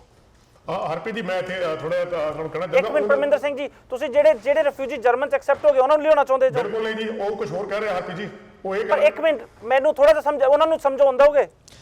ਹਰਪ੍ਰੀਤ ਜੀ, ਮੈਂ ਜਿਹੜੇ ਰਿਫਿਊਜੀਜ਼ ਆਲਰੇਡੀ ਉੱਥੇ ਅਸੈਪਟ ਹੋ ਚੁੱਕੇ ਆ, ਉਹਨਾਂ ਮੇਰੇ ਕਹਿਣ ਦਾ ਮਤਲਬ ਇਹ ਹੈ ਕਿ ਜਰਮਨੀ ਜਿਹੜਾ ਹੈ ਉਹ ਸਭ ਤੋਂ ਜ਼ਿਆਦਾ ਐਪਲੀਕੇਸ਼ਨ ਅਸੈਪਟ ਕਰਦਾ ਪਿਆ ਹੈ। ਪਰ ਮੈਂ ਤੁਹਾਨੂੰ ਉਹੀ ਪੁੱਛਣ ਡਿਆ ਵਾ, ਜਿਹੜੇ ਜਰਮਨੀ ਚ ਐਕਸੈਪਟ ਹੋ ਚੁੱਕੇ ਤੁਸੀਂ ਉਹਨਾਂ ਨੂੰ ਲਿਆਉਣਾ ਚਾਹੁੰਦੇ ਜੋ? ਮੈਂ ਨਹੀਂ ਕਹਿ ਰਿਹਾ ਕਿ ਉਹਨਾਂ ਨੂੰ ਲਿਆਉਣਾ ਚਾਹੁੰਦੇ, ਮੈਂ ਸਿਰਫ ਤੁਹਾਨੂੰ ਰੀਜ਼ਨ ਦੱਸਿਆ ਕਿ ਉਹ ਕਿਉਂ ਜਾਣਾ ਚਾਹੁੰਦੇ ਪਏ ਆ। ਦਵਿੰਦਰ ਜੀ ਇੱਥੇ ਕੀ ਕਹਿਣ ਦੀ ਕੋਸ਼ਿਸ਼ ਕਰ ਰਹੇ ਨੇ? ਦੇਖੋ, ਜਾਣ ਚਾਹੁੰਦੇ, ਪਰ ਇੱਥੇ ਨਹੀਂ, ਇੱਕ ਹੋਰ ਵੀ ਰੀਜ਼ਨ ਹੈ ਦਵਿੰਦਰ ਜੀ। ਜਰਮਨੀ ਦੀ ਇਕਨੋਮੀ, ਹਰਪ੍ਰੀਤ ਜੀ, ਜਰਮਨੀ ਸਭ ਤੋਂ best economy, one of the best. ਸਹੂਲਤਾਂ ਦੇਖੀਆਂ ਜਾਣ ਸਭ ਤੋਂ ਜ਼ਿਆਦਾ ਵਧੀਆ ਹੈਗੀਆਂ, ਬਹੁਤ ਜ਼ਿਆਦਾ ਉੱਥੇ ਸਹੂਲਤਾਂ ਪ੍ਰੋਵਾਈਡ ਕੀਤੀਆਂ ਜਾਂਦੀਆਂ। ਕੋਈ ਵੀ ਰਿਫਿਊਜੀ ਲਈ ਆਉਂਦਾ ਹੈ ਜਾਂ ਕਿਸੇ ਵੀ ਤਰ੍ਹਾਂ ਦਾ ਕੋਈ ਬੰਦਾ ਹੁੰਦਾ ਹੈ, ਇਕਨੋਮੀ ਵੀ ਤੁਸੀਂ ਵੇਖੋ। ਹਾਂਜੀ, ਪਰ ਹਰਪ੍ਰੀਤ ਜੀ ਦੇਖੋ, ਹਰਪ੍ਰੀਤ ਜੀ ਤੁਹਾਡਾ ਸਵਾਲ ਸੀਗਾ ਵੀ ਜਿਹੜਾ ਜਰਮਨ ਦੇ ਵਿੱਚ ਅਸੈਪਟ ਹੋ ਚੁੱਕੇ ਨੇ ਰਿਫਿਊਜੀ, ਕਿ ਉਹਨਾਂ ਨੂੰ ਕੈਨੇਡਾ ਲੈ ਕੇ ਆਇਆ ਜਾਵੇ। ਕਿਉਂਕਿ ਪਰਮਿੰਦਰ ਸਿੰਘ ਜੀ ਕਹਿ ਰਹੇ ਸੀ 45% ਉੱਤੇ ਐਕਸੈਪਟੈਂਸ ਰੇਟ ਆ। ਹਾਂਜੀ, ਥੋੜਾ ਜਿਹਾ ਉਹਨਾਂ ਦਾ ਆਨਸਰ ਇਹ ਸੀਗਾ ਕਿ ਜਰਮਨੀ ਦੇ ਵਿੱਚ ਲੋਕੀ ਜਾ ਕੇ ਇਸ ਲਈ ਸੈਟਲ ਹੋਣਾ ਚਾਹੁੰਦੇ ਨੇ ਕਿਉਂਕਿ ਪ੍ਰੋਬੇਬਿਲਿਟੀ ਐਕਸੈਪਟੈਂਸ ਦੀ ਕਾਫੀ ਜ਼ਿਆਦਾ 45% ਰਿਫਿਊਜੀਜ਼ ਐਪਲੀਕੇਸ਼ਨ ਉੱਥੇ ਐਕਸੈਪਟ ਹੋ ਜਾਂਦੀਆਂ ਨੇ, ਹਾਲਾਂਕਿ ਦੂਜੇ ਕੰਟਰੀਆਂ ਵਿੱਚ ਇਹਨਾਂ ਦੀ ਪਰਸੈਂਟੇਜ ਕਾਫੀ ਘੱਟ ਆ। ਸੋ ਮੋਸਟਲੀ ਜਿਹੜੇ ਲੋਕੀ ਨੇ ਜਿਹੜੇ ਜਾਣਾ ਚਾਹੁੰਦੇ ਨੇ ਬਾਹਰ, ਇਕਨੋਮਿਕ ਫੈਕਟਰ ਵੀ ਹੈਗੇ ਨੇ, ਜਿਓਗ੍ਰਾਫਿਕਲ ਫੈਕਟਰਸ ਵੀ ਹੈਗੇ ਨੇ, ਤੇ ਦੂਜਾ ਰੀਜ਼ਨ ਫॉर ਸੈਟਲਮੈਂਟ ਤੇ ਪ੍ਰੋਬੇਬਿਲਿਟੀ ਜ਼ਿਆਦਾ। ਇਸ ਲਈ ਯੂਰਪੀਅਨ ਕੰਟਰੀ ਦੇ ਵਿੱਚ ਸਭ ਤੋਂ ਵੱਧ ਜਰਮਨੀ ਤੇ ਉਸ ਤੋਂ ਬਾਅਦ ਫਰਾਂਸ ਇਹ ਐਕਸਾਈਟ ਕਰਦਾ ਲੋਕਾਂ ਨੂੰ ਉੱਥੇ ਆਉਣ ਲਈ, ਕਿਉਂਕਿ ਜਿਹੜੀ ਰੀਸੈਟਲਮੈਂਟ ਹੁੰਦੀ ਆ 1947 ਦੇ ਵਿੱਚ ਅਸੀਂ ਭਾਰਤ ਵਾਲਿਆਂ ਨੇ ਵੀ ਦੇਖੀ, ਪਾਕਿਸਤਾਨ ਵਾਲਿਆਂ ਨੇ ਵੀ ਦੇਖੀ, ਇਹ ਇੱਕ ਬੜੀ ਦੁਖਦਾਈ ਹੁੰਦੀ ਆ। ਤੁਸੀਂ ਇਹ ਤਾਂ ਨਹੀਂ ਕਿ ਜਾ ਕੇ ਛੋਟੇ ਕੰਟਰੀ ਤੋਂ ਜਾ ਕੇ ਦੂਜੇ ਕਿਸੇ ਹੋਰ ਕੰਟਰੀ ਦੇ ਵਿੱਚ ਚਲੇ ਜਾਓ ਜਿੱਥੇ ਪ੍ਰੋਬਲਮਸ ਹੋਰ ਵੀ ਵੱਧ ਹੋਣ। ਕਹਿਣ ਦਾ ਮਤਲਬ ਇਹ ਸੀ ਕਿ ਜਦੋਂ ਜਰਮਨੀ ਦੇ ਵਿੱਚ ਜਾਂਦੇ ਨੇ ਸੈਟਲਮੈਂਟ ਦੀ ਪ੍ਰੋਬੇਬਿਲਿਟੀ ਕਾਫੀ ਗੁੱਡ ਆ। ਦੂਜੇ ਪਾਸੇ ਜਿਓਗ੍ਰਾਫਿਕਲੀ ਕੈਨੇਡਾ ਤੇ ਅਮਰੀਕਾ ਕਾਫੀ ਦੂਰ ਨੇ, ਤੁਸੀਂ ਬਾਰਡਰ ਕ੍ਰਾਸ ਕਰਕੇ ਨਹੀਂ ਜਾ ਸਕਦੇ, ਤੁਸੀਂ ਬੋਟਸ ਦੇ ਸਹਾਰੇ ਇੱਥੇ ਨਹੀਂ ਪਹੁੰਚ ਸਕਦੇ, ਤੁਹਾਨੂੰ ਇੱਕ ਫਲਾਈਂਗ ਰੂਟ ਲੈ ਕੇ ਆਉਣਾ ਪੈਣਾ। ਜੇ ਸ਼ਿਪਾਂ ਦੇ ਵਿੱਚ ਆਉਣੇ ਹੋ ਤਾਂ ਉੱਥੇ ਵੀ ਡਿਜ਼ਾਸਟਰ ਹੁੰਦੇ ਨੇ। ਸੋ ਇੱਥੇ ਆ ਕੇ ਲੋਕੀ, ਅਸੀਂ ਵੀ ਜਾਣਦੇ ਹਾਂ ਮੈਕਸੀਕੋ ਦੇ ਵਿੱਚ ਕਿੰਨੇ ਪੰਜਾਬੀ ਨੌਜਵਾਨਾਂ ਦੀਆਂ ਵੀਡੀਓ ਆਈਆਂ ਨੇ ਕਿ ਪੱਤੇ ਠਾ ਠਾ ਕੇ ਗੁਜ਼ਾਰਾ ਕਰਦੇ ਨੇ। ਇਹ ਦੇਸ਼ ਦੇ ਸਮਗਲਰ, ਹਿਊਮਨ ਟ੍ਰੈਫਿਕਿੰਗ ਵਾਲੇ, ਮਨੀ ਲਾਂਡਰਿੰਗ ਵਾਲੇ, ਉਹਨਾਂ ਨੂੰ ਉਹਨਾਂ ਬਾਰਡਰਾਂ ਤੇ ਰੱਖ ਦਿੰਦੇ ਨੇ ਜਿੱਥੇ ਇੱਕ ਮਨੁੱਖਤਾ ਦਾ ਆਲਮੋਸਟ ਕਤਲ ਵੀ ਹੁੰਦਾ ਆ। ਮੇਰਾ ਕਹਿਣ ਦਾ ਮਤਲਬ ਇਹ ਆ ਕਿ ਕੈਨੇਡਾ ਨੇ, ਰਣਜੀਤ ਸਿੰਘ ਜੀ ਨੇ ਬੜੀ ਵਧੀਆ ਗੱਲ ਕੀਤੀ ਸੀ ਕਿ ਟਾਰਗੇਟ ਤਾਂ ਸੈੱਟ ਕੀਤੇ ਹੋਏ ਨੇ, ਜਦੋਂ ਟਾਰਗੇਟ ਫਲਕਚੁਏਟ ਹੁੰਦੇ ਨੇ, ਉਹ ਜਦੋਂ ਸੀਰੀਅਨ ਕ੍ਰਾਈਸਿਸ ਜਾਂ ਇਰਾਕ ਦਾ ਕ੍ਰਾਈਸਿਸ ਆਊਗਾ ਉਹ ਨੰਬਰ ਜ਼ਰੂਰ ਫਲਕਚੁਏਟ ਹੁੰਦੇ ਨੇ। ਕਿਉਂਕਿ ਜੇ ਤੁਸੀਂ ਪਿਛਲੇ ਜੇ ਦੇਖਿਆ ਜਾਵੇ ਕੈਨੇਡੀਅਨ ਗਵਰਨਮੈਂਟ ਨੇ 50,000 ਰਿਫਿਊਜੀ ਲੈ ਕੇ ਆਉਣੇ ਨੇ। ਮੈਂ ਸੱਚੀ ਗੱਲ ਕਹਿਣਾ, ਇਹ ਲਾ ਕੇ ਨਹੀਂ ਗੱਲ ਕਰਦਾ, ਉਹ 50,000 ਰਿਫਿਊਜੀਆਂ ਨੂੰ ਇੱਥੇ ਲਿਆਉਣਾ ਇਕੱਲੀ ਗੱਲ ਨਹੀਂ ਹੈਗੀ, ਉਹਨਾਂ ਨੂੰ ਸੈਟਲ ਵੀ ਕਰਨਾ ਪੈਂਦਾ ਕਿਉਂਕਿ ਉਹ ਵਿਚਾਰੇ ਇੱਕ ਤਸ਼ੱਦਦ ਦੇ ਮਾਰੇ ਹੁੰਦੇ ਨੇ। ਤੁਸੀਂ ਉਹਨਾਂ ਨੂੰ ਆਮ ਇਮੀਗ੍ਰੈਂਟਸ ਨਾਲ ਕੰਪੇਅਰ ਨਹੀਂ ਕਰ ਸਕਦੇ। ਇਕਨੋਮਿਕ ਇਮੀਗ੍ਰੈਂਟਸ ਆਉਂਦੇ ਨੇ, ਜੇਬਾਂ ਦੇ ਵਿੱਚ ਪੈਸੇ ਲੈ ਕੇ ਆਉਂਦੇ ਨੇ, ਗਿਆਨ ਦਾ ਖਜ਼ਾਨਾ ਲੈ ਕੇ ਆਉਂਦੇ ਨੇ, ਐਜੂਕੇਟਡ ਹੁੰਦੇ ਨੇ। ਸੋ ਉਹਨਾਂ ਲਈ ਸੈਟਲ, ਉਹ ਆਪੇ ਸੈਲਫ ਸੈਟਲ ਹੋ ਜਾਂਦੇ ਨੇ। ਪਰ ਜਦੋਂ ਗੱਲ ਉਹਨਾਂ ਰਿਫਿਊਜੀ ਜਿਹੜੇ ਪਿਛਲੇ ਕੁਝ ਸਾਲਾਂ ਤੋਂ ਉਸ ਤਸ਼ੱਦਦ ਦਾ ਸਾਹਮਣਾ ਕਰਦੇ ਆਉਂਦੇ ਨੇ, ਉਹਨਾਂ ਤੋਂ ਇਹ ਨਹੀਂ ਉਮੀਦ ਰੱਖਦੇ ਕਿ ਕੈਲਗਰੀ ਜਾਂ ਟੋਰਾਂਟੋ ਦੇ 에ਅਰਪੋਰਟ ਤੇ ਉਤਰ ਕੇ ਤੇ ਤੁਸੀਂ ਸੈਟਲ ਹੋ ਜਾਵੋਗੇ। ਵੱਖ-ਵੱਖ ਆਰਗੇਨਾਈਜੇਸ਼ਨ ਬਣੀਆਂ ਹੋਈਆਂ ਨੇ ਜਿਹੜੀਆਂ ਕਿ ਆਇਡੈਂਟੀਫਾਈ ਕਰਦੀਆਂ ਨੇ, ਖਾਸ ਕਰਕੇ ਸੀਰੀਅਨ ਦੇ ਵਿੱਚ ਜਦੋਂ ਪ੍ਰੋਬਲਮ ਆਈ ਆ, ਸੀਰੀਅਨਸ NGOs ਨੇ ਉਹਨਾਂ ਨੂੰ ਰਿਫਿਊਜੀ ਕੈਂਪਾਂ ਦੇ ਵਿੱਚੋਂ ਉਹਨਾਂ ਨੇ ਲੋਕੀ ਆਇਡੈਂਟੀਫਾਈ ਕੀਤੇ ਹੋਏ ਨੇ, ਉਹਨਾਂ ਨੂੰ ਉਹ ਆਪਣੀ ਪ੍ਰਾਈਵੇਟ ਸਪਾਂਸਰਸ਼ਿਪ ਦੇ ਦੁਆਰਾ ਇੱਥੇ ਬੁਲਾ ਸਕਦੇ ਨੇ। ਸਾਨੂੰ ਲੋੜ ਆ ਉਹ ਰੈੱਡ ਟੇਪ ਖਤਮ ਕਰਨ ਦੀ। ਰੈੱਡ ਟੇਪ ਖਤਮ ਕਰਨ ਦੇ ਜਿਹੜੇ ਉਹ NGOs ਨੇ, ਜੇ ਉਹ ਹੌਸਲਾ ਕਰਕੇ ਸਾਰੇ ਖਰਚੇ ਦਾ ਜ਼ਿੰਮੇਵਾਰੀ ਲੈਂਦੇ ਨੇ ਤਾਂ ਕੈਨੇਡੀਅਨ ਗਵਰਨਮੈਂਟ ਦਾ ਵੀ ਫਰਜ਼ ਬਣਦਾ ਕਿ ਮੋਢੇ ਦੇ ਨਾਲ ਮੋਢਾ ਮਲ ਕੇ ਉਹਨਾਂ ਦਾ ਆਪਣਾ ਫਰਜ਼ ਵੀ ਪੂਰਾ ਕਰੇ। ਦੂਜੀ ਸਪਾਂਸਰਸ਼ਿਪ ਜਿਹੜੀ ਗਵਰਨਮੈਂਟ ਸਪਾਂਸਰਸ਼ਿਪ ਆ, ਉਹ ਅੰਡਰ UN ਦੇ ਵਿੱਚ ਤੁਹਾਡਾ ਇੱਕ ਕੋਟਾ ਸੈੱਟ ਆ ਤੇ ਦੇ ਨੀਡ ਟੂ ਫੋਲੋ ਇਟ। ਮੇਰਾ ਕਹਿਣ ਦਾ ਮਤਲਬ ਸਿਰਫ ਇੰਨਾ ਹੀ ਆ ਕਿ ਤੁਸੀਂ ਇਹ ਜਿਹੜੇ ਫੈਸਲੇ ਨੇ ਉਹ ਇਲੈਕਸ਼ਨਾਂ ਦੇ ਬੱਦਲ ਨੂੰ ਦੇਖ ਕੇ ਨਹੀਂ ਲੈ ਸਕਦੇ। ਇਹ ਫੈਸਲੇ ਤੁਹਾਡੇ ਕੰਸਿਸਟੈਂਟ ਹੋਣੇ ਚਾਹੀਦੇ ਨੇ। ਜੇ ਸਾਲਾਂ ਬੱਧੀ ਤੁਹਾਡੇ ਕੰਸਿਸਟੈਂਟ ਹੋਣਗੇ, ਜੇ ਕੱਲ ਨੂੰ ਇਹੋ ਜਿਹੀ ਪ੍ਰੋਬਲਮ ਆਉਂਦੀ ਆ ਤਾਂ ਸਰਕਾਰ ਦੇ ਕੋਲੇ ਹਥਿਆਰ ਵੀ ਬੜੇ ਵਧੀਆ ਹੁੰਦੇ ਨੇ ਇਹੋ ਜਿਹੀ ਪ੍ਰੋਬਲਮਸ ਦੇ ਨਾਲ ਨਿਪਟਣ ਲਈ। ਰਣਜੀਤ ਸਿੰਘ ਜੀ, ਕੀ ਤੁਸੀਂ ਮੇਰੀ ਇਹ ਗੱਲ ਨਾਲ ਐਗਰੀ ਕਰਦੇ ਹੋ ਕਿ ਜੇ ਰਿਫਿਊਜੀ ਪ੍ਰੋਬਲਮਸ ਤਾਂ ਆਉਣੀਆਂ ਨੇ, ਚਾਹੇ ਅੱਤਵਾਦ ਕਰਕੇ ਆਉਣ, ਚਾਹੇ ਨੈਚੁਰਲ ਡਿਜ਼ਾਸਟਰ ਕਰਕੇ ਵੀ ਆ ਸਕਦੀਆਂ ਨੇ। ਅਸੀਂ ਦੇਖਿਆ ਹੜ੍ਹ ਨਾਲ, ਭੂਚਾਲ ਨਾਲ ਲੋਕੀ ਡਿਸਪਲੇਸ ਹੁੰਦੇ ਨੇ। ਉਸ ਵੇਲੇ ਕੈਨੇਡਾ ਵਰਗੇ ਮੁਲਕ ਨੂੰ ਪਹਿਲਾਂ ਹੀ ਆਪਣੀ ਇੱਕ ਲੌਂਗ ਟਰਮ ਪਾਲਿਸੀ ਬਣਾ ਦੇਣੀ ਚਾਹੀਦੀ ਆ ਕਿ ਤਾਂ ਜੋ ਉਸ ਮੌਕੇ ਦਾ ਇੰਤਜ਼ਾਰ ਨਾ ਕੀਤਾ ਜਾਵੇ ਜਿਸ ਦੇ ਨਾਲ ਤੁਹਾਡੀ ਇਕਨੋਮੀ, ਤੁਹਾਡੀ ਇਮੀਗ੍ਰੇਸ਼ਨ, ਸਾਰੇ ਚੀਜ਼ਾਂ ਨੂੰ ਹੀ ਫਰਕ ਪੈ ਸਕਦਾ। ਦਵਿੰਦਰ ਜੀ, ਮੈਂ ਤੁਹਾਡੀ ਗੱਲ ਨਾਲ ਬਿਲਕੁਲ ਸਹਿਮਤ ਹਾਂ। ਮੈਂ ਇੱਕ ਗੱਲ ਤੁਹਾਡੀ ਥੋੜੀ ਐਡ ਕਰਨੀ ਚਾਹੁੰਦਾ ਇਹਦੇ ਵਿੱਚ। ਉਹ ਇਹ ਹੈ ਜੀ ਕਿ ਜਿਸ ਤਰ੍ਹਾਂ ਕਿ ਤੁਰਕੀ ਦੇ ਵਿੱਚ ਜਾਂ ਕਿਤੇ ਹੋਰ ਕੰਟਰੀ ਦੇ ਵਿੱਚ UN ਨੇ ਆਪਣੇ ਕੈਂਪ ਲਾਏ ਹੋਏ ਹੈਗੇ ਆ, ਜਿਹੜੇ ਕੈਨੇਡੀਅਨ ਬਿਊਰੋਕਰੇਟ ਹੈਗੇ ਜਾਂ ਜਿਹਨੂੰ ਆਪਾਂ ਕਹਿੰਦੇ ਆ ਕਿ ਇਮੀਗ੍ਰੇਸ਼ਨ, ਇਹ ਉੱਥੇ ਜਾ ਸਕਦੇ ਆ। ਉੱਥੋਂ ਜਿਹੜੇ ਇਮੀਗ੍ਰੇਸ਼ਨ ਲੋਕੀ ਰਜਿਸਟਰ ਹੋਏ ਹੈਗੇ ਆ, ਉਹਨਾਂ ਬਾਰੇ ਉਹਨਾਂ ਦੀ ਬੈਕਗ੍ਰਾਉਂਡ ਚੈੱਕ ਕਰੋ। ਉਹ 2 ਸਾਲ 2.5 ਸਾਲ ਲਾਉਣ ਦੀ ਲੋੜ ਨਹੀਂ ਹੈਗੀ ਉਹਦੇ ਵਿੱਚ, ਕਿਉਂਕਿ ਆਲਰੇਡੀ ਰਜਿਸਟਰ ਆ ਬੰਦੇ ਕੋਲ। ਜੇ ਹੈਗਾ ਆ, ਤੁਸੀਂ ਉੱਥੋਂ ਜਿਹੜੇ ਰਿਫਿਊਜੀ ਆ ਤੁਸੀਂ ਉਹਨਾਂ ਨੂੰ ਅਡਾਪਟ ਕਰ ਸਕਦੇ, ਲੈ ਕੇ ਆ ਸਕਦੇ ਆ। ਔਰ ਲੋਕ ਵੀ ਜਿਹੜੇ ਆ ਉਹ ਜ਼ਿਆਦਾ ਉਹਨਾਂ ਕੈਂਪਾਂ ਵੱਲ ਜਾਣਗੇ ਫਿਰ ਕਿ ਹਾਂ ਵੀ ਇਹਨਾਂ ਕੈਂਪਾਂ ਦੇ ਵਿੱਚੋਂ ਜਿਹੜਾ ਹਰ ਦੇਸ਼ ਆ ਉਹ ਆਪਣਾ ਬੰਦਾ ਹਿੱਸਾ ਲੈ ਕੇ ਜਾ ਰਿਹਾ ਹੈਗਾ। ਅਗਰ ਅਸੀਂ ਇਸੇ ਐਕਸੈਪਟ ਕਰ ਲੈ ਕਿ ਉਹ ਕੈਂਪ ਆ ਜੀ ਉਹ ਰਹਿਣ ਦਿਓ, ਜਿਹੜੇ ਸਿੱਧੇ ਲੋਕੀ ਆਉਂਦੇ ਉਹਨਾਂ ਨੂੰ ਐਕਸੈਪਟ ਕਰੀ ਜਾਓ। ਜਿਹੜੇ ਸਿੱਧੇ ਬੰਦੇ ਆਉਂਦੇ ਆ ਦਵਿੰਦਰ ਜੀ, ਆਪਾਂ ਨੂੰ ਉਹਨਾਂ ਬਾਰੇ ਕੋਈ ਨੌਲੇਜ ਨਹੀਂ, ਕਿਉਂਕਿ ਜਦੋਂ ਆਪਾਂ ਇੱਥੇ ਆਪਾਂ ਇਮੀਗ੍ਰੈਂਟ ਆਉਣਾ ਹੁੰਦਾ, ਤੁਸੀਂ ਵੀ ਇਮੀਗ੍ਰੈਂਟ ਆਇਓ, ਮੈਂ ਵੀ ਇਮੀਗ੍ਰੈਂਟ ਆਇਆ, ਸਾਰੇ ਆਪਾਂ ਇਮੀਗ੍ਰੈਂਟ ਆਇਆ। ਸਾਡੀ ਕਿੰਨੀ ਜਿਹੜੀ ਚੈਕਿੰਗ, ਬੈਕਗ੍ਰਾਉਂਡ ਚੈੱਕ ਕੀਤੀ ਜਾਂਦੀ ਹੈਗੀ ਆ। ਕਿਤੇ ਬੰਦੇ ਦਾ ਕਿਸੇ ਕੋਈ ਨਿੱਕੇ ਤੋਂ ਨਿੱਕੇ ਕੇਸ ਨਾਲ ਵੀ ਰਿਲੇਟਡ ਹੋਵੇ, ਉਹ ਕੱਢ ਕੇ ਬਹਿੰਦੇ ਜੀ ਤੁਹਾਡਾ ਇਸ ਕੇਸ ਨਾਲ ਦੂਜਾ ਹੈਗਾ ਆ। ਅਗਰ UN ਦੇ ਨਾਲ ਰਜਿਸਟਰ ਹੈਗਾ ਬੰਦਾ, ਉਹਦੇ ਕੋਲ ਪੂਰੀ ਇਨਫੋਰਮੇਸ਼ਨ ਹੈਗੀ ਆ, ਉੱਥੋਂ ਰਿਫਿਊਜੀ ਉਹਨਾਂ ਕੈਂਪਾਂ ਵਿੱਚੋਂ ਲੈਣੇ ਮੇਰੇ ਖਿਆਲ 'ਚ ਬੜੇ ਵਧੀਆ ਆ। ਔਰ ਉਹਨਾਂ ਉਹਦੇ ਰਿਫਿਊਜੀ ਹੋਣਗੇ ਉਹਨਾਂ ਨੂੰ ਸੈਟਲਮੈਂਟ ਕਰਨ ਦੇ ਵਿੱਚ ਵੀ ਗਵਰਨਮੈਂਟ ਜਿਹੜੀ ਉਹਨਾਂ ਦੀ ਹੈਲਪ ਕਰੇ ਤਾਂ ਮੇਰੇ ਖਿਆਲ 'ਚ ਕਿਸੇ ਕੈਨੇਡੀਅਨ ਨੂੰ ਵੀ ਤੇ ਇਤਰਾਜ਼ ਨਹੀਂ ਹੋਏਗਾ। ਹਰਪ੍ਰੀਤ ਜੀ, ਦਵਿੰਦਰ ਜੀ ਇੱਕ ਵਾਰ ਕੁਐਸਚਨ ਰਿਪੀਟ ਕਰੋਗੇ ਪਲੀਜ਼। ਰਣਜੀਤ ਸਿੰਘ ਦਾ ਇਹ ਕਹਿਣਾ ਕਿ ਜਦੋਂ ਰਿਫਿਊਜੀ ਕੈਂਪਾਂ ਦੇ ਵਿੱਚ ਰਿਫਿਊਜੀ ਨੇ ਜਿਹੜੇ ਰਜਿਸਟਰਡ ਹੋਏ ਨੇ UN ਦੇ ਨਾਲ, ਤਾਂ ਜਿਹੜੀਆਂ ਦੂਜੀਆਂ ਕੈਨੇਡਾ ਵਰਗੀਆਂ ਦੂਜੇ ਵੀ ਮੁਲਕ ਨੇ ਉਹ ਜਾ ਕੇ ਸਿੱਧੇ ਰਿਫਿਊਜੀ ਉੱਥੋਂ ਲੈ ਸਕਦੇ ਨੇ। ਇੱਕ ਡਿਊ ਡਿਲੀਜੈਂਸ ਦੇ ਵਿੱਚ ਜਿਹੜਾ ਟਾਈਮ ਖਰਾਬ ਹੁੰਦਾ, ਜਿਵੇਂ ਤੁਸੀਂ ਕਿਹਾ ਸੀ ਸਾਲ ਡੇਢ ਸਾਲ ਲੱਗਦਾ, ਉਸ ਨੂੰ ਘਟਾਇਆ ਜਾ ਸਕਦਾ। ਪਰ ਜੇ ਉਹ ਡਿਊ ਡਿਲੀਜੈਂਸ ਦੀ ਗੱਲ ਕੀਤੀ ਜਾਵੇ ਜਾਂ ਰਜਿਸਟ੍ਰੇਸ਼ਨ ਦੀ ਗੱਲ ਕੀਤੀ ਜਾਵੇ, ਮੈਂ ਫੇਰ ਯਾਦ ਕਰਾਉਣਾ ਕਿ ਜਿੰਨੇ ਵੀ ਸੀਰੀਅਨ ਰਿਫਿਊਜੀ ਅੱਜ ਆ ਰਹੇ ਨੇ ਉਹਨਾਂ ਦੇ ਲਈ UN ਦੇ ਵਿੱਚ ਜਿਹੜਾ CHRC ਨੰਬਰ ਜਾਂ ਰਿਫਿਊਜੀ ਦਾ ਸਟੇਟਸ ਨੰਬਰ ਹੁੰਦਾ ਉਹ ਲੈਣਾ ਮੁਸ਼ਕਲ ਨਹੀਂ, ਇੰਪੋਸੀਬਲ ਹੈਗਾ। So it is impossible to get that number. ਪਰ ਕੀ ਤੁਸੀਂ ਰਣਜੀਤ ਸਿੰਘ ਦੀ ਉਹ ਗੱਲ ਨਾਲ ਸਹਿਮਤ ਹੋ ਕਿ ਲੱਖਾਂ ਕਰੋੜਾਂ ਦੀ ਗਿਣਤੀ ਦੇ ਵਿੱਚ ਰਿਫਿਊਜੀ ਕੈਂਪਸ ਦੇ ਵਿੱਚ ਆਲਰੇਡੀ ਰਿਫਿਊਜੀ ਰਜਿਸਟਰਡ ਨੇ? ਸੋ ਜੇ ਕੋਟਾ ਚੱਕਣਾ ਹੀ ਹੈ, ਜੇ ਕੈਨੇਡਾ ਦਾ ਕੋਟਾ 20,000 ਦਾ, ਤੁਸੀਂ ਪਹਿਲੇ 20,000 ਲੈ ਆਓ, ਦੈਟਸ ਇਟ। ਉਸ ਤੋਂ ਬਾਅਦ ਤੁਹਾਡੀ ਕੋਈ ਓਬਲੀਗੇਸ਼ਨ ਨਹੀਂ।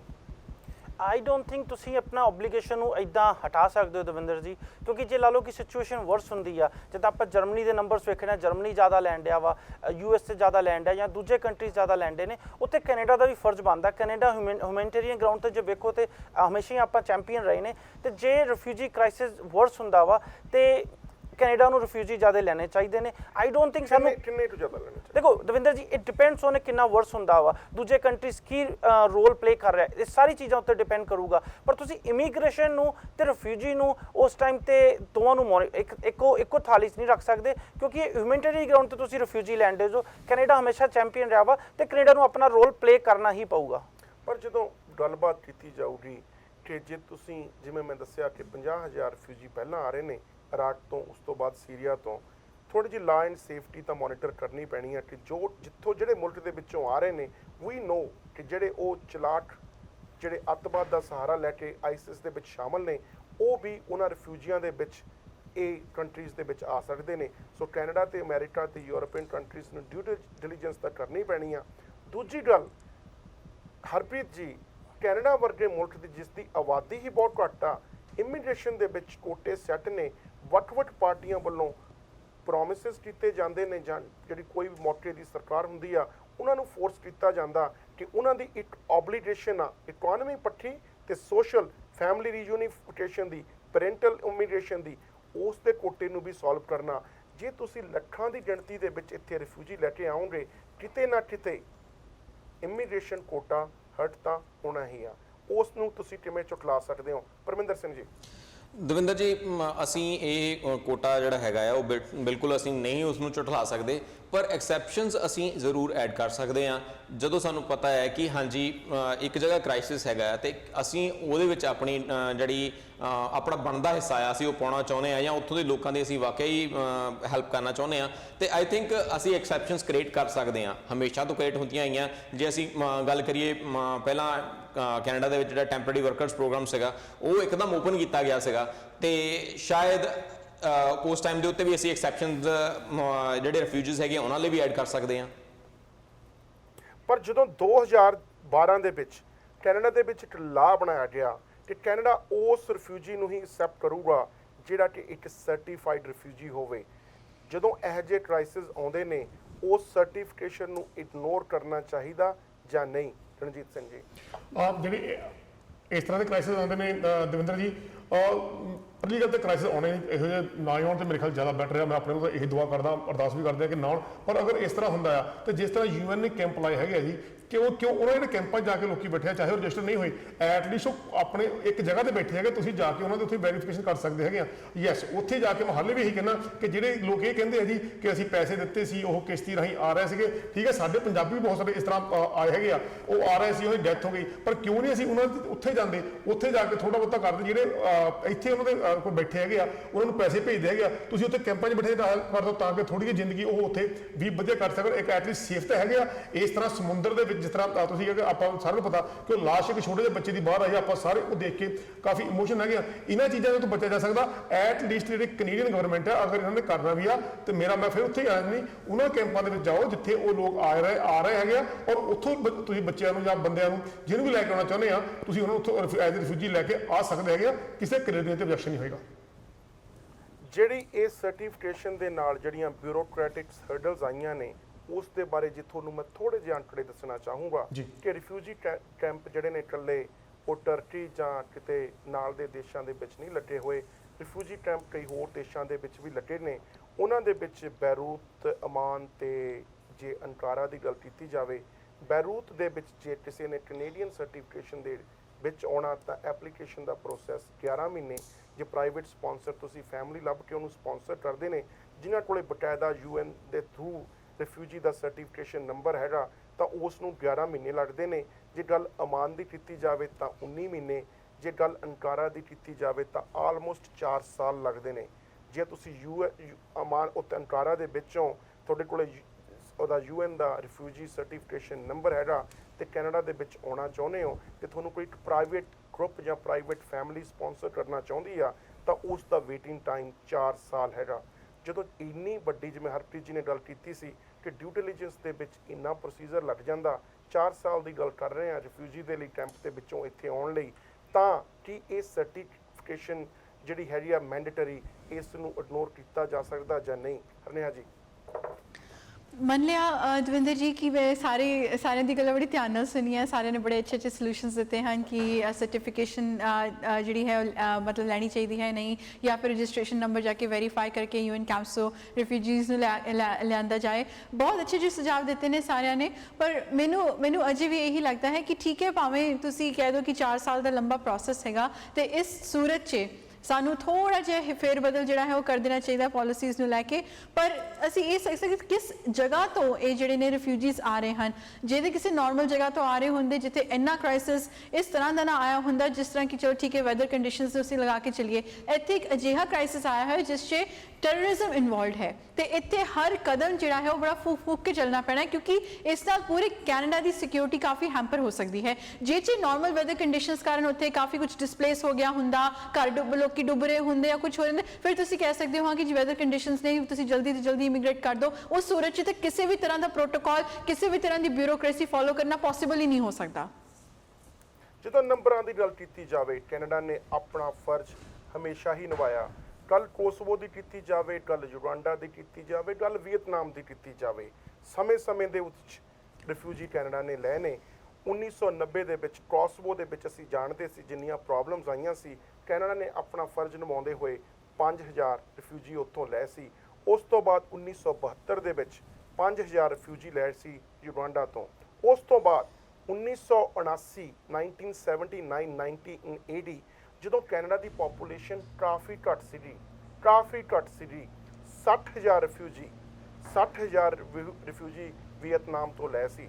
ਸੋ ਕੈਨੇਡੀਅਨ ਗਵਰਨਮੈਂਟ ਚਾਹੇ ਕਿਸੇ ਵੀ ਪਾਰਟੀ ਦੀ ਹੋਵੇ, ਮੌਕੇ ਤੇ ਆਪਣਾ ਫਰਜ਼ ਨਿਭਾਉਂਦੀ ਆ। 2014 ਜਨਵਰੀ ਦੇ ਵਿੱਚ ਇਹ ਡਿਸਾਈਡ ਹੋਇਆ ਸੀ ਕਿ 10,000 ਰਿਫਿਊਜੀ ਲਵਾਂਗੇ। ਅੱਜ ਤੱਕ 2500 ਰਿਫਿਊਜੀ ਸੀਰੀਆ ਤੋਂ ਲੈ ਗਏ ਨੇ। 10,000 ਦਾ ਕੋਟਾ ਫੇਰ ਰਿਵਾਈਜ਼ ਹੋ ਕੇ 20,000 ਵੀ ਬਣ ਚੁੱਕਿਆ। ਪਹਿਲਾਂ ਤਾਂ ਇਮੀਗ੍ਰੇਸ਼ਨ ਮਿਨਿਸਟਰ ਨੇ 10,000 ਦੀ ਪ੍ਰੋਮਿਸ ਕੀਤਾ ਸੀ। 10,000 ਦਾ ਜਿਹੜਾ ਕੋਟਾ ਸੀਗਾ ਉਹ ਸਟੀਵਨ ਹਾਰਪਰ ਨੇ ਕਿਹਾ ਜੇ ਗਵਰਨਮੈਂਟ ਬਣਾਉਂਦੇ ਆ ਤਾਂ ਅਗਲੇ 4 ਸਾਲਾਂ ਦੇ ਵਿੱਚ ਅਸੀਂ ਲੈ ਕੇ ਆਵਾਂਗੇ। ਦੂਜਾ ਕੋਟਾ ਜਿਵੇਂ ਪਹਿਲਾਂ ਦੱਸ ਚੁੱਕਿਆ ਕਿ 10,000 ਰਾਈਟ ਵੇ ਟੌਮ ਮਲਕੇਰ ਜੀ ਲਿਆਉਣਾ ਚਾਹੁੰਦੇ ਨੇ, 10,000 ਰਿਫਿਊਜੀ ਸੀਰੀਆ ਚੋਂ। ਤੀਜਾ ਕੋਟਾ ਜਸਟਨ ਟਰੂਡੋ ਸਾਹਿਬ 25,000 ਰਿਫਿਊਜੀ ਲੈ ਕੇ ਆਉਣਾ ਚਾਹੁੰਦੇ ਨੇ ਅਗਲੇ 2 ਸਾਲਾਂ ਦੇ ਵਿੱਚ। ਕਿਸ ਨੰਬਰ ਨੂੰ ਬਲੀਵ ਕੀਤਾ ਜਾਵੇ ਜਦੋਂ 1979-80 ਦੇ ਵਿੱਚ ਅਸੀਂ ਇੱਥੇ 60,000 ਤੱਕ ਰਿਫਿਊਜੀ ਲਿਆ ਸਕਦੇ ਹਾਂ? ਲੋੜ ਪਈ ਤਾਂ ਕੈਨੇਡੀਅਨ ਗਵਰਨਮੈਂਟ ਨੰਬਰਾਂ ਤੋਂ ਨਹੀਂ ਡਰੂਗੀ। ਪਰ ਗੱਲ ਜੇ ਰਣਜੀਤ ਜੀ ਦੀ ਕੀਤੀ ਜਾਵੇ ਤਾਂ ਇਮੀਗ੍ਰੇਸ਼ਨ ਨੰਬਰ ਹਟ ਹੁੰਦੇ ਨੇ। ਪਰਮਿੰਦਰ ਸਿੰਘ ਜੀ ਦੀ ਕੀਤੀ ਜਾਵੇ ਤਾਂ ਰਿਫਿਊਜੀ ਆਇਡੈਂਟੀਫਾਈ ਕਰਨੇ ਥੋੜੇ ਜਿਹੇ ਮੁਸ਼ਕਲ ਹੁੰਦੇ ਨੇ। ਹਰਪ੍ਰੀਤ ਜੀ, ਤੁਸੀਂ ਕੀ ਕਹਿਣਾ ਚਾਹੋਗੇ ਕਿ ਜੇ ਐਡਾ ਵੱਡਾ ਕ੍ਰਾਈਸਿਸ ਆਉਂਦਾ ਕਿ ਕੈਨੇਡਾ ਆਪਣਾ ਰੋਲ ਜਾਂ ਆਪਣੀ ਡਿਊਟੀਜ਼ ਜਾਂ ਜਿਹੜੇ ਹਿਊਮਨ ਰਾਈਟ ਦੇ ਇਸ਼ੂ ਦੇ ਵਿੱਚ ਅਸੀਂ ਆਪਣੇ ਆਪ ਨੂੰ ਚੈਂਪੀਅਨ ਮੰਨਦੇ ਹਾਂ, ਉਹ ਰੋਲ ਅਦਾ ਕਰ ਪਾਊਗਾ ਜਾਂ ਨਹੀਂ? ਦਵਿੰਦਰ ਜੀ ਬਿਲਕੁਲ ਕਰ ਪਾਊਗਾ, ਨਾਲੇ ਕਰਨਾ ਵੀ ਚਾਹੀਦਾ ਵਾ। ਜੇ ਅਸੀਂ ਪਾਸਟ ਕਰਦੇ ਰਹੇ ਹਾਂ ਅਸੀਂ ਹੁਣ ਵੀ ਕਰ ਸਕਦੇ ਹਾਂ, ਨਾਲੇ ਕੈਨੇਡਾ ਕੈਪੇਬਲ ਆ। ਤਾਂ ਫਿਰ ਤੋਂ ਇਹ ਗੱਲ ਕਹਿਣਾ ਚਾਹੁੰਦਾ ਕਿ ਜਿਹੜੇ ਰਿਫਿਊਜੀ ਐਂਡ ਇਮੀਗ੍ਰੇਸ਼ਨ ਤੁਸੀਂ ਜੇ ਕਿਤੇ ਕ੍ਰਾਈਸਿਸ ਆ ਕੋਈ, ਜਿੱਦਾਂ ਹਰਨੇਹਾ ਜੀ ਕਹਿ ਰਹੇ ਜੇ ਕਿਤੇ ਕਿ ਹੜ੍ਹ ਆ ਜੇ, ਉੱਥੇ ਆਪਾਂ ਨੂੰ ਫਾਸਟ ਟਰੈਕ ਕਰਨਾ ਚਾਹੀਦਾ ਵਾ। ਜਿਹੜਾ ਹੁਣ ਸੀਰੀਆ ਵਿੱਚ ਤੇ ਬੰਦੇ ਮਰ ਰਹੇ ਆ, ਲਗਭਗ ਇਹ ਵੀ ਵਰਸ ਕੰਡੀਸ਼ਨ ਹੈ। ਯੂ ਕੈਨਟ ਸੇ ਕਿ ਅਸੀਂ ਹੜ੍ਹਾਂ ਦੀ ਵੇਟ ਕਰਨੀ ਆ। ਤੁਹਾਨੂੰ ਇੱਥੇ ਵੀ ਫਾਸਟ ਟਰੈਕ ਪ੍ਰੋਸੈਸ ਕਰਨਾ ਚਾਹੀਦਾ। ਤੇ ਮੈਂ ਅਗੇਨ ਕਹਿ ਰਿਹਾ, ਜੇ ਰਿਫਿਊਜੀ ਕ੍ਰਾਈਸਿਸ ਵੱਧਦਾ ਵਾ, ਜਿੱਥੇ ਦੂਜੀ ਕੰਟਰੀਜ਼ ਆਪਣਾ ਨੰਬਰ ਵਧਾਉਂਦੇ ਉੱਥੇ ਕੈਨੇਡਾ ਨੂੰ ਵੀ ਵਧਾਉਣਾ ਚਾਹੀਦਾ ਵਾ। ਜਦੋਂ ਮੋਰਲ ਰਿਸਪੌਂਸਿਬਿਲਿਟੀ ਦੀ ਗੱਲ ਆਉਂਦੀ ਆ, ਇਕੱਲਾ ਇਹੀ ਨਹੀਂ ਕਿ ਅਸੀਂ ਅੱਤਵਾਦ ਪੀੜਤ ਮੁਲਕਾਂ ਦੇ ਵਿੱਚ ਜਾਂਦੇ ਹਾਂ, ਕਈ ਸਾਡੀਆਂ ਸੋਸ਼ਲ ਰਿਸਪੌਂਸਿਬਿਲਟੀਜ਼ ਵੀ ਹੋ ਜਾਂਦੀਆਂ ਨੇ। ਜਦੋਂ ਇਰਾਕ ਤੋਂ ਰਿਫਿਊਜੀ ਬੁਲਾਏ ਗਏ ਸੀ, LGBTQ ਕਮਿਊਨਿਟੀ ਵੀ ਕੈਨੇਡਾ ਨੂੰ ਯਾਦ ਰੱਖਣੀ ਪਈ, ਕਿਉਂਕਿ ਜਦੋਂ ਅਸੀਂ ਚਾਰਟਰ ਤੇ ਫਰੀडम ਆਫ ਸਪੀਚ ਜਾਂ ਫਰੀडम ਆਫ ਐਕਸਪ੍ਰੈਸ਼ਨ ਦੀ ਗੱਲ ਕਰਦੇ ਹਾਂ ਤਾਂ ਕੈਨੇਡੀਅਨ ਚਾਰਟਰ ਇਹਨਾਂ ਤੋਂ ਕਾਫੀ ਉੱਚਾ ਆਉਂਦਾ, ਇਹਨਾਂ ਮੁਲਕਾਂ ਤੋਂ। ਜਿਹੜੇ LGBTQ ਕਮਿਊਨਿਟੀ ਦੇ ਨਾਲ ਲੋਕੀ ਜੁੜੇ ਹੋਏ ਸੀ, ਉਹਨਾਂ ਨੂੰ ਵੀ ਪ੍ਰੈਫਰੈਂਸ ਦਿੱਤੀ ਗਈ ਕਿ ਕੈਨੇਡਾ ਦੇ ਵਿੱਚ ਉਹ ਇੱਕ ਰਾਜਸੀ ਸ਼ਰਨ ਲੈ ਸਕਦੇ ਨੇ। ਜਾਂ ਦੂਜੇ ਪਾਸੇ ਮੈਂ ਇਹ ਨਹੀਂ ਕਹਿੰਦਾ ਕਿ ਪੰਜਾਬ ਦੇ ਵਿੱਚ ਕੋਈ ਐਡੀ ਸੀਰੀਅਸ ਪ੍ਰੋਬਲਮ ਆਈ ਆ, ਪਰ ਜਿਹੜੀ ਡਰੱਗ ਦੀ ਪ੍ਰੋਬਲਮ ਜਾਂ ਕਰਪਸ਼ਨ ਦੀ ਪ੍ਰੋਬਲਮ ਦੇ ਨਾਲ ਅਸੀਂ ਸਾਰੇ ਜਾਣਦੇ ਹਾਂ ਕਿ ਆਮ ਨੌਜਵਾਨ ਮੁੰਡੇ ਤੇ ਕੁੜੀਆਂ ਕਦੇ ਵੀ ਪੰਜਾਬ ਨੂੰ ਛੱਡ ਕੇ ਬਾਹਰਲੇ ਮੁਲਕਾਂ ਵਿੱਚ ਜਾਣਾ ਚਾਹੁੰਦੇ ਨੇ। ਕੈਨੇਡਾ ਤੇ ਅਮਰੀਕਾ ਉਹਨਾਂ ਦੀ ਫਸਟ ਚੁਆਇਸ ਹੀ ਰਹਿੰਦੀ ਆ।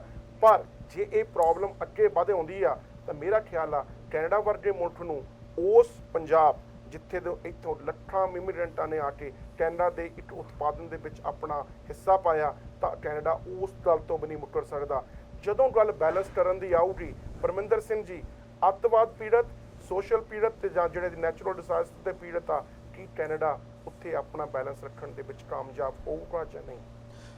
ਦਵਿੰਦਰ ਜੀ, ਸਵਾਲ ਬਹੁਤ ਸੀਰੀਅਸ ਹੈਗਾ ਇਹ। ਕੈਨੇਡਾ ਹਮੇਸ਼ਾ ਤੋਂ ਹੀ ਆਪਣੀ ਡਿਊ ਡਿਲੀਜੈਂਸ ਜਿੰਨੀ ਕੁ ਕੈਨੇਡਾ ਕਰ ਸਕਦਾ ਉਹ ਕਰਦਾ ਆਇਆ ਆ, ਪਰ ਪੋਲੀਟੀਕਲ ਇੱਕ ਸਿਨੈਰੀਓ ਜਿਹੜਾ ਹੈ, ਜੇ ਹੁਣ ਅਸੀਂ ਗੱਲ ਕਰਦੇ ਪਏ ਹਾਂ ਅਲੱਗ-ਅਲੱਗ ਪਾਰਟੀਆਂ ਵੱਲੋਂ ਅਲੱਗ-ਅਲੱਗ ਫਿਗਰਸ ਜਿਹੜੇ ਆ ਦਿੱਤੇ ਜਾ ਰਹੇ ਆ, ਇੱਥੇ ਆਈ ਥਿੰਕ ਫਿਗਰਸ ਦੇ ਵੱਲ ਧਿਆਨ ਘੱਟ, ਸਾਨੂੰ ਕੰਮ ਵੱਲ ਜਿਹੜਾ ਧਿਆਨ ਆ ਉਹ ਜ਼ਿਆਦਾ ਦੇਣਾ ਚਾਹੀਦਾ ਆ।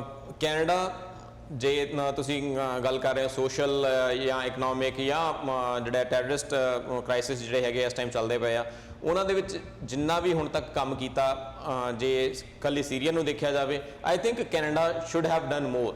ਉਹ ਉੱਥੇ ਹੋਰ ਜ਼ਿਆਦਾ ਕਰ ਸਕਦਾ ਹੈ ਔਰ ਕਰ ਸਕਦਾ ਸੀ। ਸੋ ਮੈਂ ਇਹੀ ਸਮਝਦਾ ਕਿ ਜਿੰਨੀਆਂ ਵੀ, ਕਿਉਂਕਿ ਜਿਹੜੇ ਆંકੜੇ ਆਏ ਹੈਗੇ ਆ ਉਹਦੇ ਵਿੱਚ ਜ਼ਿਆਦਾਤਰ ਜਿਹੜੇ ਮੈਜੋਰਿਟੀ ਆਫ ਜਿੰਨੇ ਵੀ ਕੇਸਿਸ ਹੈਗੇ ਆ ਇਹ ਅਸੈਪਟੈਂਸ ਦੇ, ਜਿਨ੍ਹਾਂ ਨੂੰ ਅਸੀਂ ਰਿਫਿਊਜੀ ਸਟੇਟਸ ਦੇ ਅੰਦਰ ਲੈ ਕੇ ਆਏ ਆ, ਉਹ ਜ਼ਿਆਦਾਤਰ ਪ੍ਰਾਈਵੇਟਲੀ ਫੰਡਡ ਹੈਗੇ ਜਾਂ ਪ੍ਰਾਈਵੇਟਲੀ ਸਪਾਂਸਰਡ ਹੈਗੇ ਆ। ਸੋ ਆਈ ਥਿੰਕ ਉੱਥੇ ਕੈਨੇਡਾ ਥੋੜਾ ਲੈਕ ਕਰਦਾ ਪਿਆ। ਉੱਥੇ ਕੈਨੇਡਾ ਨੂੰ ਪ੍ਰਾਈਵੇਟ ਆਰਗੇਨਾਈਜੇਸ਼ਨ ਦੇ ਨਾਲ ਮੋਢੇ ਨਾਲ ਮੋਢਾ ਜੋੜ ਕੇ ਆਪਣਾ ਵੀ ਜਿਹੜਾ ਫਰਜ਼ ਹੈਗਾ ਉਹ ਪੂਰੀ ਤਰ੍ਹਾਂ ਨਿਭਾਉਣਾ ਚਾਹੀਦਾ ਹੈ। ਦਵਿੰਦਰ ਜੀ, ਇੱਥੇ ਜਿਹੜੀ ਤੁਸੀਂ ਪੰਜਾਬ ਦੀ ਡਰੱਗ ਦੀ ਗੱਲ ਕੀਤੀ ਹੈ ਨਾ, ਇਹ 'ਚ ਮੈਂ ਥੋੜ੍ਹਾ ਜਿਹਾ ਐਡ ਕਰਨਾ ਚਾਹੂੰਗਾ। ਜੇ ਕਿ ਆਪਾਂ ਨੂੰ ਇਹ ਲੱਗੇ ਕਿ ਕੱਲ ਕਿਤੇ ਪੰਜਾਬ ਤੋਂ ਹੀ ਰਿਫਿਊਜੀ ਆ ਸਕਦੇ ਨੇ ਬਿਕੋਜ਼ ਸੋਸ਼ਲ ਇਸ਼ੂਜ਼ ਨਾਲ ਪੀੜਿਤ ਨੇ, ਪਰ ਜਿਹੜੇ ਆਪਾਂ ਪੰਜਾਬ ਦਾ ਨੰਬਰ ਵੇਖੀ ਡਰੱਗ 'ਚ ਕਾਫੀ ਪਿੱਛੇ ਆ। ਹੋਰ ਬਹੁਤ ਏਰੀਆ ਨੇ ਇੰਡੀਆ 'ਚ, ਈਵਨ ਕਿ ਜੇ ਆਪਾਂ ਸਾਊਥ ਵੱਲ ਜਾਈਏ ਜਿਹੜੇ ਪ੍ਰੋਵਿੰਸ ਨੇ ਉਹ 'ਚ ਡਰੱਗ ਕਾਫੀ ਜ਼ਿਆਦਾ ਵਾ। ਤੇ ਜੇ ਕਿਤੇ ਕੱਲ ਇਦਾਂ ਦੇ ਇਸ਼ੂਜ਼ ਤੇ ਕੈਨੇਡਾ ਇਮੀਗ੍ਰੈਂਟ ਲਿਆਉਣ ਲੱਗਾ, ਮੇਰੇ ਖਿਆਲ ਨਹੀਂ ਪੰਜਾਬ ਦਾ ਨੰਬਰ ਲੱਗੇ। I think other parts are worse than Punjab. I think you are absolutely right। ਉਹ ਜੇ ਪ੍ਰੋਬਲਮ ਓਡੀ ਵੱਡੀ ਨਹੀਂ ਹੈਗੀ, ਪਰ ਮੈਂ ਗੱਲ ਕੀ ਕਰਨਾ ਚਾਹੁੰਦਾ ਸੀ ਕਿ ਇਹ ਗੱਲ ਤਾਂ ਅਸੀਂ ਦੇਖੋ ਇਮੋਸ਼ਨਲੀ ਹੋ ਕੇ ਗੱਲ ਜ਼ਰੂਰ ਕਰਾਂਗੇ, ਜਿਹੜੇ ਬੱਚੇ ਦੀ ਕਹਾਣੀ ਆ, ਪਰ ਇੱਕ ਕਹਾਣੀ ਉਸ ਦੇ ਨਾਲ ਇਹ ਵੀ ਜੁੜੀ ਆ ਕਿ ਕਿਤੇ ਨਾ ਕਿਤੇ ਇਹ ਰਿਫਿਊਜੀ ਕ੍ਰਾਈਸਿਸ ਦੇ ਵਿੱਚ ਹਿਊਮਨ ਟ੍ਰੈਫਿਕਿੰਗ ਤੇ ਸਮਗਲਿੰਗ ਇਨਵੋਲਵ ਹੈਗੀ ਆ। ਲੋਕੀ ਹਜ਼ਾਰਾਂ ਡਾਲਰ ਦੇ ਕੇ ਸਮਗਲਰਾਂ ਨੂੰ ਜਾਂ ਹਿਊਮਨ ਟ੍ਰੈਫਿਕ ਤੋਂ ਆਪਣੀ ਆਮ ਆਦਮੀ ਤੋਂ ਜ਼ਿੰਦਗੀ ਤੋਂ ਤੰਗ ਆ ਕੇ ਜਾਂ ਡਰ ਕਰਕੇ ਉਹ ਦੇ ਕੇ ਉਹਨਾਂ ਨੇ ਉਹ ਰਸਤਾ ਫੜਿਆ ਕਿ ਜਿਹੜੀ ਕਿਸ਼ਤੀ ਨੇ ਅੱਧੇ ਘੰਟੇ ਤੱਕ ਉੱਥੇ ਨਹੀਂ ਵੀ ਪਹੁੰਚਣਾ, ਰਿਸਕ ਲੈਣ ਦੀ ਕੋਸ਼ਿਸ਼ ਕੀਤੀ। ਐਡਾ ਸਵੀਅਰ ਰਿਸਕ ਤਾਂ ਨਹੀਂ ਹੈਗਾ ਹਰਪ੍ਰੀਤ ਜੀ, ਪਰ ਅਸੀਂ ਸਾਰੇ ਜਾਣਦੇ ਹਾਂ ਕਿ ਇਹ ਸਮਗਲਰ ਤੇ ਹਿਊਮਨ ਟ੍ਰੈਫਿਕਿੰਗ ਵਾਲੇ ਇੰਡੀਆ ਦੇ ਵਿੱਚੋਂ, ਖਾਸ ਕਰਕੇ ਪੰਜਾਬ ਦੇ ਵਿੱਚੋਂ ਅੱਜ ਵੀ ਪੈਸੇ ਦਾ ਹੜ੍ਹ ਦੇ ਨਾਲ ਲੋਕਾਂ ਨੂੰ ਨਜਾਇਜ਼ ਜਾਂ ਜਾਇਜ਼ ਢੰਗ ਨਾਲ ਕੈਨੇਡਾ ਜਾਂ ਅਮਰੀਕਾ ਜਾਂ ਯੂਰਪ ਆਉਣ ਦੇ ਸੁਪਨੇ ਜ਼ਰੂਰ ਦਿਖਾ ਰਹੇ ਨੇ। ਬਿਲਕੁਲ ਦਵਿੰਦਰ ਜੀ, ਇਹ ਤੇ ਸ਼ਾਇਦ ਸਾਡੀ ਮੋਰਲ ਰਿਸਪੌਂਸਿਬਿਲਿਟੀ ਬਣਦੀ ਆ ਕਿ ਅਸੀਂ ਕਿੱਦਾਂ ਕਿਹੜੇ ਕੰਟਰੀ ਵਿੱਚ ਜਾ ਰਹੇ ਹਾਂ, ਭਾਵੇਂ ਪੰਜਾਬ ਹੋਵੇ ਜਾਂ ਦੁਨੀਆ ਦਾ ਕੋਈ ਹੋਰ ਸ਼ਹਿਰ ਹੋਵੇ। ਆਈ ਥਿੰਕ ਜਦੋਂ ਉਹ ਕਿ ਵੀ ਇੱਦਾਂ ਸਮਗਲਰ ਥਰੂ ਜਾਂਦੇ ਆ, we they need to look into it ਕਿ ਕਿਹੜਾ ਪ੍ਰੋਸੈਸ ਆ। ਪਹਿਲੀ ਦੂਜੀ ਗੱਲ ਦਵਿੰਦਰ, ਜਦੋਂ ਕੰਟਰੀ 'ਚ ਆ ਵੀ ਜਾਣਗੇ, ਲਾ ਲਓ ਤੁਸੀਂ ਕੰਟਰੀ 'ਚ ਆ ਵੀ ਗਏ, ਤੁਹਾਡਾ ਫਿਊਚਰ ਕੀ ਆ? ਜੇ ਤੁਸੀਂ if you are providing asylum to ਜਿਹੜੇ ਦੂਜੇ ਲੋਕਾਂ ਨੂੰ, ਤਾਂ ਮੇਰਾ ਖਿਆਲ ਆ ਉਹ ਰਿਸਪੌਂਸਿਬਿਲਿਟੀ, ਤੁਸੀਂ ਇਹ ਜ਼ਰੂਰ ਕਿਹਾ ਕਿ ਉਹਦੀ ਹੱਦ ਇੰਨੀ ਨਹੀਂ ਹੈਗੀ, ਪ੍ਰੋਬਲਮ ਐਡੀ ਵੱਡੀ ਨਹੀਂ ਹੈਗੀ। ਪਰ ਪਰਮਿੰਦਰ ਸਿੰਘ ਜੀ ਦੇ ਸਵਾਲ ਆਨਸਰ ਵੱਲ ਜਾਣਾ ਚਾਹੂੰਗਾ ਕਿ ਪਰਮਿੰਦਰ ਸਿੰਘ ਜੀ ਨੇ ਬਹੁਤ ਵਧੀਆ ਗੱਲ ਕੀਤੀ ਆ ਕਿ ਜਿਹੜੀ ਪ੍ਰਾਈਵੇਟ ਸਪਾਂਸਰਸ਼ਿਪ ਆ ਉਸ ਨੂੰ ਥੋੜਾ ਜਿਹਾ ਵਧਾਉਣਾ ਚਾਹੀਦਾ। ਮੈਂ ਇੱਕ ਕੁਐਸਚਨ ਤੁਹਾਡੇ ਸਾਰਿਆਂ ਲਈ ਰੱਖਣਾ ਚਾਹੁੰਦਾ ਕਿ ਕੈਨੇਡਾ ਗਵਰਨਮੈਂਟ ਨੂੰ ਪ੍ਰਾਈਵੇਟ ਸਪਾਂਸਰਸ ਨੂੰ ਅੱਗੇ ਲਿਆਉਣਾ ਚਾਹੁਣ ਦੇ ਲਈ ਇਨਕਰੇਜ ਕਰਨਾ ਚਾਹੀਦਾ ਕਿ ਆਪਣੇ NGOs ਬਣਾਓ। ਜੇ ਸੀਰੀਅਨ ਵਾਲੇ ਬਣਾ ਰਹੇ ਨੇ ਵੈਰੀ ਗੁੱਡ, ਜੇ ਅੱਤਵਾਦ ਪੀੜਤ ਦੇ ਅਸਾਈਲਮ ਇੱਥੇ ਲੈ ਕੇ ਆ ਰਹੇ ਨੇ।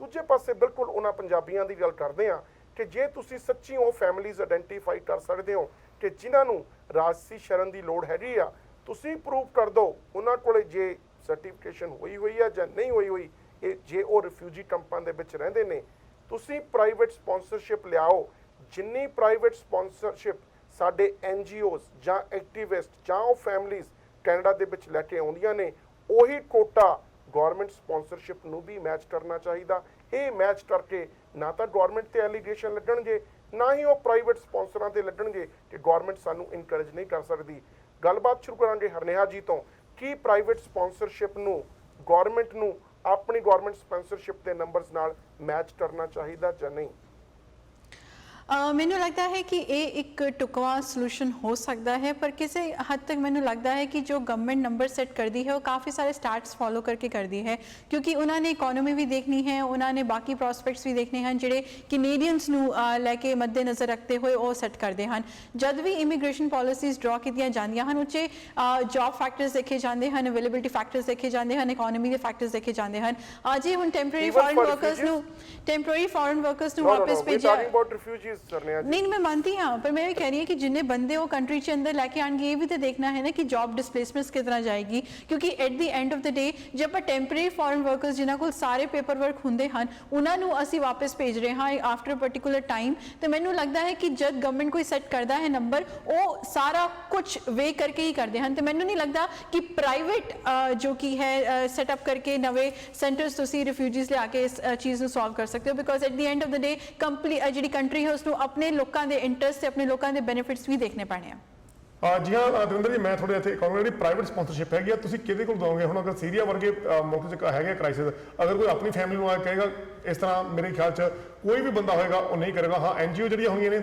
ਉਹ ਸੈਪਰੇਟ ਬੇਸ ਤੇ ਕਰ ਸਕਦੀਆਂ ਨੇ ਜਿਹੜੀ ਗਵਰਨਮੈਂਟ ਹੈਗੀ ਆ ਉਹਨੂੰ ਆਪਣਾ ਜਿਹੜਾ ਹਿੱਸਾ ਜ਼ਰੂਰ ਇਹਦੇ ਵਿੱਚ ਪਾਉਣਾ ਚਾਹੀਦਾ ਕਿ ਹਾਂ ਅਗਰ ਉਹਨਾਂ ਨੂੰ ਲੱਗਦਾ ਕਿ ਇੱਥੇ ਇਸ ਮੁਲਕ ਦੇ ਵਿੱਚੋਂ ਬੰਦੇ ਕਿਸੇ ਹੋਰ ਤਰੀਕੇ ਨਾਲ ਜਿਹਦੇ ਕਿ ਉਹਨਾਂ ਦੀ ਜਾਨ ਖਤਰਾ ਜ਼ਿਆਦਾ ਜਾਣਦਾ ਆ ਉੱਥੇ ਉਹਨੂੰ ਬਚਾਉਣ ਦੇ ਲਈ ਅਗਰ ਕੁਝ ਕਰ ਸਕਦੇ ਆ ਤਾਂ ਬੈਟਰ ਆ ਅਗਰ ਪ੍ਰਾਈਵੇਟ ਮੈਂ ਕਹੂੰਗਾ ਤੇ ਪ੍ਰਾਈਵੇਟ ਥੋੜੀ ਉਹ ਚੀਜ਼ ਘੱਟ ਹੋਏਗੀ ਕਿਉਂਕਿ ਕੋਈ ਵੀ ਦੂਸਰੇ ਬੰਦੇ ਦੇ ਲਈ ਗਰੰਟੀ ਲੈਣ ਲਈ ਤਿਆਰ ਨਹੀਂ ਹੋਏਗਾ ਪਰਮਿੰਦਰ ਸਿੰਘ ਜੀ ਦਵਿੰਦਰ ਜੀ ਇੱਥੇ ਜਿੱਦਾਂ ਮੈਂ ਪਹਿਲਾਂ ਗੱਲ ਕੀਤੀ ਸੀਗੀ ਔਰ ਹੁਣ ਵੀ ਇਹ ਗੱਲ ਚੱਲ ਰਹੀ ਹੈ ਕਿ ਗਵਰਨਮੈਂਟ ਨੂੰ ਵੀ ਮੈਚ ਜਿਹੜਾ ਹੈਗਾ ਉਹ ਕਰਨਾ ਚਾਹੀਦਾ ਜਿਹੜੇ ਪ੍ਰਾਈਵੇਟਲੀ ਸਪਾਂਸਰਡ ਹੈਗੇ ਆ ਕਿਸੇ ਵੀ ਵਾਰ ਟਾਊਨ ਜ਼ੋਨ ਦੇ ਵਿੱਚ ਜਿੰਨੇ ਵੀ ਰਿਫਿਊਜੀਜ਼ ਆ ਰਹੇ ਆ ਹੁਣ ਮੈਂ ਸਮਝਦਾ ਕਿ ਕੈਨੇਡੀਅਨ ਗਵਰਨਮੈਂਟ ਦੇ ਕੋਲ ਰਿਸੋਰਸਿਸ ਕਿਤੇ ਜ਼ਿਆਦਾ ਹੋਣਗੇ ਸ਼ਾਇਦ ਉਹਨਾਂ ਦੇ ਨਾਲੋਂ ਜਿਹੜੀ ਪ੍ਰਾਈਵੇਟ ਆਰਗੇਨਾਈਜੇਸ਼ਨਸ ਆ ਚਾਹੇ ਉਹ ਸਿਕਿਉਰਿਟੀ ਨੂੰ ਲੈ ਕੇ ਹੋਵੇ ਚਾਹੇ ਉਹ ਫੈਸਿਲਿਟੀਜ਼ ਨੂੰ ਲੈ ਕੇ ਹੋਵੇ ਸੋ ਕੈਨੇਡਾ ਉਸ ਚੀਜ਼ ਨੂੰ ਮੱਦੇਨਜ਼ਰ ਕੈਨੇਡਾ ਡੈਫੀਨਿਟਲੀ ਉਹ ਬਰਾਬਰੀ ਐਟਲੀਸਟ ਕਰ ਸਕਦਾ ਹੈ ਅਗਰ ਘੱਟ ਨਹੀਂ ਤਾਂ ਬਰਾਬਰ ਤਾਂ ਐਟਲੀਸਟ ਕਰ ਸਕਦਾ ਹੈ ਕਿਉਂ ਮਾਫ ਕਰਨਾ ਵੱਧ ਨਹੀਂ ਤਾਂ ਬਰਾਬਰ ਤਾਂ ਕਰ ਸਕਦਾ ਹੈ ਕਿ ਜਿੰਨੇ ਪ੍ਰਾਈਵੇਟਲੀ ਸਪਾਂਸਰਡ ਆ ਰਹੇ ਆ ਉਹਨੇ ਅਸੀਂ ਗਵਰਨਮੈਂਟ ਸਪਾਂਸਰਡ ਵੀ ਕਰੀਏ ਹਰਨੇਹਾ ਜੀ ਨੇ ਪੁਆਇੰਟ ਕੀਤਾ ਹੈ ਕਿ ਸਾਨੂੰ ਆਪਣੀ ਇਕਨੋਮੀ ਦਾ ਜਾਂ ਆਪਣੇ ਕੈਨੇਡੀਅਨਸ ਦਾ ਵੀ ਧਿਆਨ ਰੱਖਣਾ ਪੈਣਾ ਪਰ ਉਹਦੇ ਨਾਲ ਨਾਲ ਸਾਨੂੰ ਹੋਰ ਜਿਹੜਾ ਪੱਖ ਹੈਗਾ ਆ ਉਹ ਵੀ ਧਿਆਨ ਦੇਣੇ ਪੈਣੇ ਆ ਕਿ ਇਕੱਲਾ ਇਹਦੇ ਨਾਲ ਪ੍ਰੋਬਲਮ ਜਿਹੜੀ ਹੈਗੀ ਆ ਉਹ ਸੋਲਵ ਨਹੀਂ ਹੁੰਦੀ ਪਈ ਪ੍ਰੋਬਲਮ ਸਾਨੂੰ ਹੈਗਾ ਕਿ ਅਸੀਂ ਉੱਥੇ ਜਾ ਕੇ ਕੀ ਹੈਲਪ ਕਰ ਸਕਦੇ ਹਾਂ ਜਿਹੜੇ ਆਲਰੇਡੀ ਕੈਂਪਸ ਲੱਗੇ ਹੋਏ ਆ ਉੱਥੇ ਅਸੀਂ ਕੀ ਫੈਸਿਲਿਟੀਜ਼ ਪ੍ਰੋਵਾਈਡ ਕਰ ਸਕਦੇ ਹਾਂ ਉਹ ਵੀ ਇੱਕ ਮਹੱਤਵਪੂਰਨ ਕੰਮ ਹੈਗਾ Harpreet ji before I ask you the same question ਮੈਂ ਥੋੜਾ ਜਿਹਾ ਐਡ ਕਰਨਾ ਚਾਹੁੰਦਾ ਮੈਂ ਇਹ ਹੱਕ ਦੇ ਵਿੱਚ ਆ ਕਿ ਜੇ ਸੀਰੀਅਨ ਰਿਫਿਊਜੀਜ਼ UN ਦੀ ਸਰਟੀਫਿਕੇਸ਼ਨ ਨਹੀਂ ਲੈ ਸਕਦੇ ਮੈਂ ਖੁਦ ਕਹਿ ਰਿਹਾ ਕਿ it is impossible to get the UN ਦੀ ਜਿਹੜੀ ਰਿਫਿਊਜੀ ਸਰਟੀਫਿਕੇਸ਼ਨ ਟੂ ਰਾਈਟ ਅਵੇ ਇਹ ਬਹੁਤ ਲੰਬਾ ਪ੍ਰੋਸੈਸ ਆ it is kind of impossible for senior refugee ਜੇ ਐਜ਼ ਅ ਕੈਨੇਡੀਅਨ ਅਸੀਂ ਕੈਨੇਡੀਅਨ ਗਵਰਨਮੈਂਟ ਨੂੰ ਕਹਿੰਦੇ ਆ ਕਿ ਪ੍ਰਾਈਵੇਟ ਫੈਮਿਲੀ ਜੇ ਆਪਣੇ ਪ੍ਰਾਈਵੇਟ ਰਿਸ਼ਤੇਦਾਰ ਜਾਂ ਕਿਸੇ ਹੋਰ ਸਕੇ ਸੰਬੰਧੀਆਂ ਨੂੰ ਇੱਥੇ ਸੱਦਣਾ ਚਾਹੁੰਦੇ ਆ ਮੇਰਾ ਇੱਕ ਕੁਐਸਚਨ ਆ ਕਿ ਸੀਰੀਆ ਵਰਗੇ ਮੁਲਕ ਦੇ ਵਿੱਚ ਇਰਾਕ ਵਰਗੇ ਮੁਲਕ ਦੇ ਵਿੱਚ ਅੱਤਵਾਦ ਬਹੁਤ ਫੈਲਿਆ ਹੋਇਆ ਐਜ਼ ਅ ਕੈਨੇਡੀਅਨ ਮੈਨੂੰ ਜਿਹੜਾ ਵੀ ਰਿਫਿਊਜੀ ਆਉਂਦਾ ਉਹਦੀ ਸਿਕਿਉਰਿਟੀ ਕਲੀਅਰੈਂਸ ਦੀ ਲੋੜ ਪਊਗੀ ਕਿ ਉਹਨਾਂ ਦੀ ਸਿਕਿਉਰਿਟੀ ਕਲੀਅਰੈਂਸ ਹੋਣੀ ਚਾਹੀਦੀ ਆ ਸਿਕਿਉਰਿਟੀ ਕਲੀਅਰੈਂਸ ਦੇ ਲਈ ਸੀਰੀਅਨ ਗਵਰਨਮੈਂਟ ਤੇ ਵਿਸ਼ਵਾਸ ਕੀਤਾ ਜਾ ਸਕਦਾ ਜਾਂ ਨਹੀਂ ਜੇ ਨਹੀਂ ਕਿ ਕੈਨੇਡੀਅਨ ਗਵਰਨਮੈਂਟ ਨੂੰ ਆਪਣੇ ਰਿਸੋਰਸਿਸ ਯੂਜ਼ ਕਰਕੇ ਰਿਫਿਊਜੀਜ਼ ਦੀ ਸਿਕਿਉਰਿਟੀ ਕਲੀਅਰੈਂਸ ਦੇ ਲਈ ਖੁਦ ਹੀ ਉੱਥੇ ਜਾਣਾ ਪਊਗਾ ਦਵਿੰਦਰ ਜੀ ਜਿਹੜਾ ਪਹਿਲਾਂ ਤੁਸੀਂ ਕੁਐਸਚਨ ਪੁੱਛਿਆ ਸੀ ਉਹ ਤੋਂ ਥੋੜਾ ਜਿਹਾ ਰਿਲੇਟਡ ਹੈ ਕੁਐਸਚਨ ਪਹਿਲੀ ਗੱਲ ਤਾਂ ਮੈਂ ਸੋਚਦਾ ਕਿ ਜਿਹੜੀ ਗਵਰਨਮੈਂਟ ਸਪਾਂਸਰ ਹੈ ਉਹ ਵਧਣੀ ਚਾਹੀਦੀ ਆ ਬਿਕੋਜ਼ ਜਦੋਂ ਪ੍ਰਾਈਵੇਟ ਦੀ ਆਪਾਂ ਗੱਲ ਕਰਦੇ ਹਾਂ ਪ੍ਰਾਈਵੇਟ ਵਿੱਚ ਤੁਸੀਂ ਜਿਹੜੀ ਗੱਲ ਕਰ ਰਹੇ ਜੋ ਕਿ ਆਪਾਂ ਜੇ ਕੋਈ ਮੈਨੂੰ ਜਾਣਦਾ ਹੋਵੇ, ਆਪਾਂ ਨੰਬਰ 2 'ਚ ਵੀ ਲੋਕਾਂ ਨੂੰ ਕੱਢਣ ਦੀ ਕੋਸ਼ਿਸ਼ ਕਰਦੇ ਹਾਂ। ਮੇਰੇ ਖਿਆਲ ਗਵਰਨਮੈਂਟ ਦੀ ਜਿਹੜੀ ਸਪਾਂਸਰਸ਼ਿਪ ਵਧਣੀ ਚਾਹੀਦੀ ਆ, ਤੇ ਅਗੇਨ ਸਾਨੂੰ ਸਿਕਿਉਰਿਟੀ ਕਲੀਅਰੈਂਸ ਤੇ ਕਿਸੇ ਨਾ ਕਿਸੇ ਤਰੀਕੇ ਲੈਣੀ ਪਊਗੀ। ਮੈਨੂੰ ਨਹੀਂ ਲੱਗਦਾ ਕਿ ਜੇ ਸੀਰੀਅਨ ਗਵਰਨਮੈਂਟ ਬਿਲਕੁਲ ਹੀ ਫੇਲ ਹੋਊਗੀ ਜਾਂ ਵੀ ਕੈਨੋਟ 100% ਟਰਸਟ ਦੈਮ। ਦੇਖੋ ਜਿਹੜਾ ਹੁਣ ਤੁਸੀਂ ਰਿਸਕ ਦੀ ਗੱਲ ਕਰ ਰਹੇ ਜੋ, ਉਹ ਰਿਸਕ ਤੇ ਹੈਗਾ ਵਾ ਤੇ ਉਹ ਰਿਸਕ ਰਹੂਗਾ। ਵੀ ਕੈਨੋਟ ਸੇ ਕਿ ਇਹ ਰਿਸਕ ਜਿਹੜੇ ਅਸੀਂ ਸੀਰੀਆ ਤੋਂ ਰਿਫਿਊਜੀ ਲਿਆਵਾਂਗੇ ਉਹ 'ਚ ਇੱਕ ਵੀ ਟੈਰਰਿਸਟ ਨਹੀਂ ਆਊਗਾ ਜਾਂ ਇੱਕ ਵੀ ਕੋਈ ਐਕਸਟ੍ਰੀਮਿਸਟ ਨਹੀਂ ਆਊਗਾ। ਇਹ ਰਿਸਕ ਦੇਖੋ ਉਹ ਪੋਸੀਬਿਲਿਟੀ ਤਾਂ ਹਮੇਸ਼ਾ ਰਹੂਗੀ। ਤੇ I think you are prepared to take a risk. ਨਹੀਂ, ਮੈਂ ਇਹ ਨਹੀਂ ਕਹਿ ਰਿਹਾ we are prepared to take a risk, ਪਰ ਤੁਸੀਂ ਇਹ ਤੇ ਕਹਿ ਹੀ ਨਹੀਂ ਸਕਦੇ ਕਿ ਜਿਹੜੇ ਅਸੀਂ ਰਿਫਿਊਜੀ ਲਿਆਉਂਦੇ ਆ ਉਹ 100% ਰਾਈਟ ਇਨਫੋਰਮੇਸ਼ਨ ਹੋਊਗੀ, ਕਿਉਂਕਿ ਜਦੋਂ ਇਹ ਕੰਟਰੀਜ਼ ਆਲਰੇਡੀ ਰਿਫਿਊਜੀ ਆ ਰਹੇ ਨੇ। Canada can take a risk or not? Canada shouldn't take a risk. Canada should try their best. To do what? Security clearance, everything. ਕਿਵੇਂ ਕਰੇ ਉਹੀ ਪੁੱਛ ਰਿਹਾ। ਦੇਖੋ ਇਰਾਕ 'ਚ ਵੀ ਗਵਰਨਮੈਂਟ ਹੈਗੀ ਹੈ, ਸੀਰੀਆ 'ਚ ਵੀ ਗਵਰਨਮੈਂਟ So ਹੈਗੀ ਹੈ। can we trust the government? ਤੁਹਾਡੇ ਕੋਲ ਚੋਇਸ ਕੀ ਬਚਦੀ ਆ? You have to trust the government, but ਤੁਸੀਂ ਆਪਣੀ ਪੈਰਲਲ ਇਨਕੁਆਇਰੀ ਵੀ ਕਰੋ। ਕੈਨੇਡੀਅਨ ਗਵਰਨਮੈਂਟ ਇਨਕੁਆਇਰੀ ਵੀ ਕਰਨੀ ਚਾਹੀਦੀ ਹੈ, ਬਟ ਮੈਂ ਇਹ ਕਹਿ ਰਿਹਾ ਕਿ ਉਹ ਰਿਸਕ ਤੇ ਰਹੂਗਾ ਹੀ ਰਹੂਗਾ। ਵੀ ਕੈਨ ਨਾਟ ਸੇ ਕਿ no matter what policy we follow, ਜਿਹੜੇ ਉੱਥੋਂ ਰਿਫਿਊਜੀ ਆ ਰਹੇ ਆ ਉਹ 100% ਰਾਈਟ ਹੋਣਗੇ। ਜੇ ਸਿਕਿਉਰਿਟੀ ਕਲੀਅਰੈਂਸ ਦੇ ਵਿੱਚ ਸ਼ੱਕ ਆਉਂਦਾ ਇਰਾਕ ਤੇ ਸੀਰੀਆ ਦੀ ਗਵਰਨਮੈਂਟ ਤੇ ਸਿਕਿਉਰਿਟੀ ਕਲੀਅਰੈਂਸ ਵਾਸਤੇ ਜਿੱਥੇ ਅੱਤਵਾਦੀਆਂ ਦਾ ਸ਼ਰੇਆਮ ਕਬਜ਼ਾ, ਕੈਨ ਵੀ ਟਰਸਟ ਦੈਟ? ਹਰਨਿਆ ਜੀ ਮੈਨੂੰ ਨਹੀਂ ਲੱਗਦਾ ਕਿ ਦਵਿੰਦਰ ਜੀ ਸੂਰਜ ਜੀ ਅਸੀਂ ਉਹਨਾਂ ਦੀ ਸਰਕਾਰ ਨੂੰ ਕਿਸੇ ਵੀ ਹੱਦ ਤੱਕ ਟਰਸਟ ਕਰ ਸਕਦੇ ਹਾਂ ਜਦੋਂ ਉੱਥੇ ਉਹਨਾਂ ਜ਼ਿਆਦਾ ਕ੍ਰਾਈਸਿਸ ਚੱਲ ਰਿਹਾ ਹੈ। ਉਹ ਤੇ ਚਾਹਣਗੇ ਕਿ ਲੋਕੀ ਇੱਥੋਂ ਜਲਦੀ ਤੋਂ ਜਲਦੀ ਕੱਢ ਸਕੀਏ, ਕਿਉਂਕਿ ਉਹਨਾਂ ਦਾ ਆਪਸ ਦਾ ਜਿਹੜਾ ਆਪਣਾ ਹੋਲਡ ਹੈਗਾ ਉਹ ਇੰਨਾ ਜ਼ਿਆਦਾ ਵੀਕ ਹੈਗਾ, ਤੇ ਜਿੱਥੇ ਇੰਨਾ ਜ਼ਿਆਦਾ ਬਾਕੀ ਐਕਸਟਰਨਲ ਫੋਰਸਿਸ ਦਾ ਹੋਲਡ ਹੈਗਾ, ਕੀ ਗਾਰੰਟੀ ਹੈ ਕਿ ਡਾਕੂਮੈਂਟਸ ਨੂੰ ਮੈਨੀਪੂਲੇਟ ਨਹੀਂ ਕੀਤਾ ਜਾਵੇਗਾ? ਕੀ ਗਾਰੰਟੀ ਹੈ ਕਿ ਤੁਹਾਨੂੰ ਜੋ ਰਿਪੋਰਟਸ ਉੱਥੋਂ ਮਿਲਣਗੀਆਂ ਉਹ ਸਹੀ ਨੇ?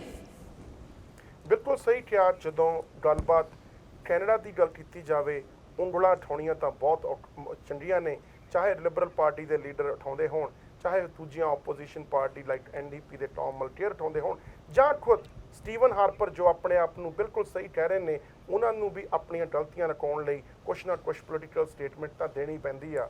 ਪਰ ਇੱਕ ਗੱਲਬਾਤ ਤਾਂ ਬਿਲਕੁਲ ਸੱਚ ਆ ਕਿ ਹਿਊਮਨ ਕ੍ਰਾਈਸਿਸ ਜ਼ਰੂਰ ਆਇਆ ਹੋਇਆ। ਜਦੋਂ ਟ੍ਰੇਨਸ ਦੇ ਅੱਗੇ ਬੱਚਿਆਂ ਦੇ ਨਾਲ ਮਾਵਾਂ ਪੈ ਜਾਂਦੀਆਂ ਨੇ, ਨਦੀਆਂ ਦੇ ਵਿੱਚ ਆਪਣੇ ਛੋਟੇ ਛੋਟੇ ਬੱਚੇ ਲੈ ਕੇ ਰਿਸਕ ਲੈ ਲੈਂਦੇ ਨੇ, ਤਾਂ ਇਹ ਕ੍ਰਾਈਸਿਸ ਦੀ ਹੱਦ ਕਿਸ ਤੱਕ ਹੋਊਗੀ ਇਹ ਸਮਝਣਾ ਤਾਂ ਬਹੁਤ ਮੁਸ਼ਕਲ ਆ। ਪਰ ਕੈਨੇਡਾ ਜੋ ਕਿ ਹਮੇਸ਼ਾ ਹੀ ਰਿਫਿਊਜੀਜ਼ ਕ੍ਰਾਈਸਿਸ ਦੇ ਵਿੱਚ ਸੈਟਲਮੈਂਟ ਦੇ ਵਿੱਚ ਆਪਣੀ ਭੂਮਿਕਾ ਨਿਭਾਉਂਦਾ ਰਿਹਾ, ਚਾਹੇ ਸਰਕਾਰ ਲਿਬਰਲ ਦੀ ਹੋਵੇ ਚਾਹੇ ਕੰਜ਼ਰਵੇਟਿਵ ਦੀ, ਚਾਹੇ ਜੇ NDP ਵੀ ਬਣਾਉਂਦੀ ਆ, ਪਰ ਇਹ ਜਿਹੜੇ ਨੈਸ਼ਨਲ ਇੰਟਰਸਟ ਨੇ ਇਹ ਖਤਮ ਨਹੀਂ ਹੋ ਜਾਣੇ। ਨੈਸ਼ਨਲ ਇੰਟਰਸਟ ਹੋਣਗੇ, ਪਰ ਇੱਥੇ ਕੈਨੇਡੀਅਨਸ ਨੂੰ ਸਾਰੀਆਂ ਹੀ ਪੋਲੀਟੀਕਲ ਪਾਰਟੀਆਂ ਬਾਹਰੋਂ ਗਲਤ ਪ੍ਰੋਮਿਸ ਕੀਤੇ ਜਾਂਦੇ ਨੇ।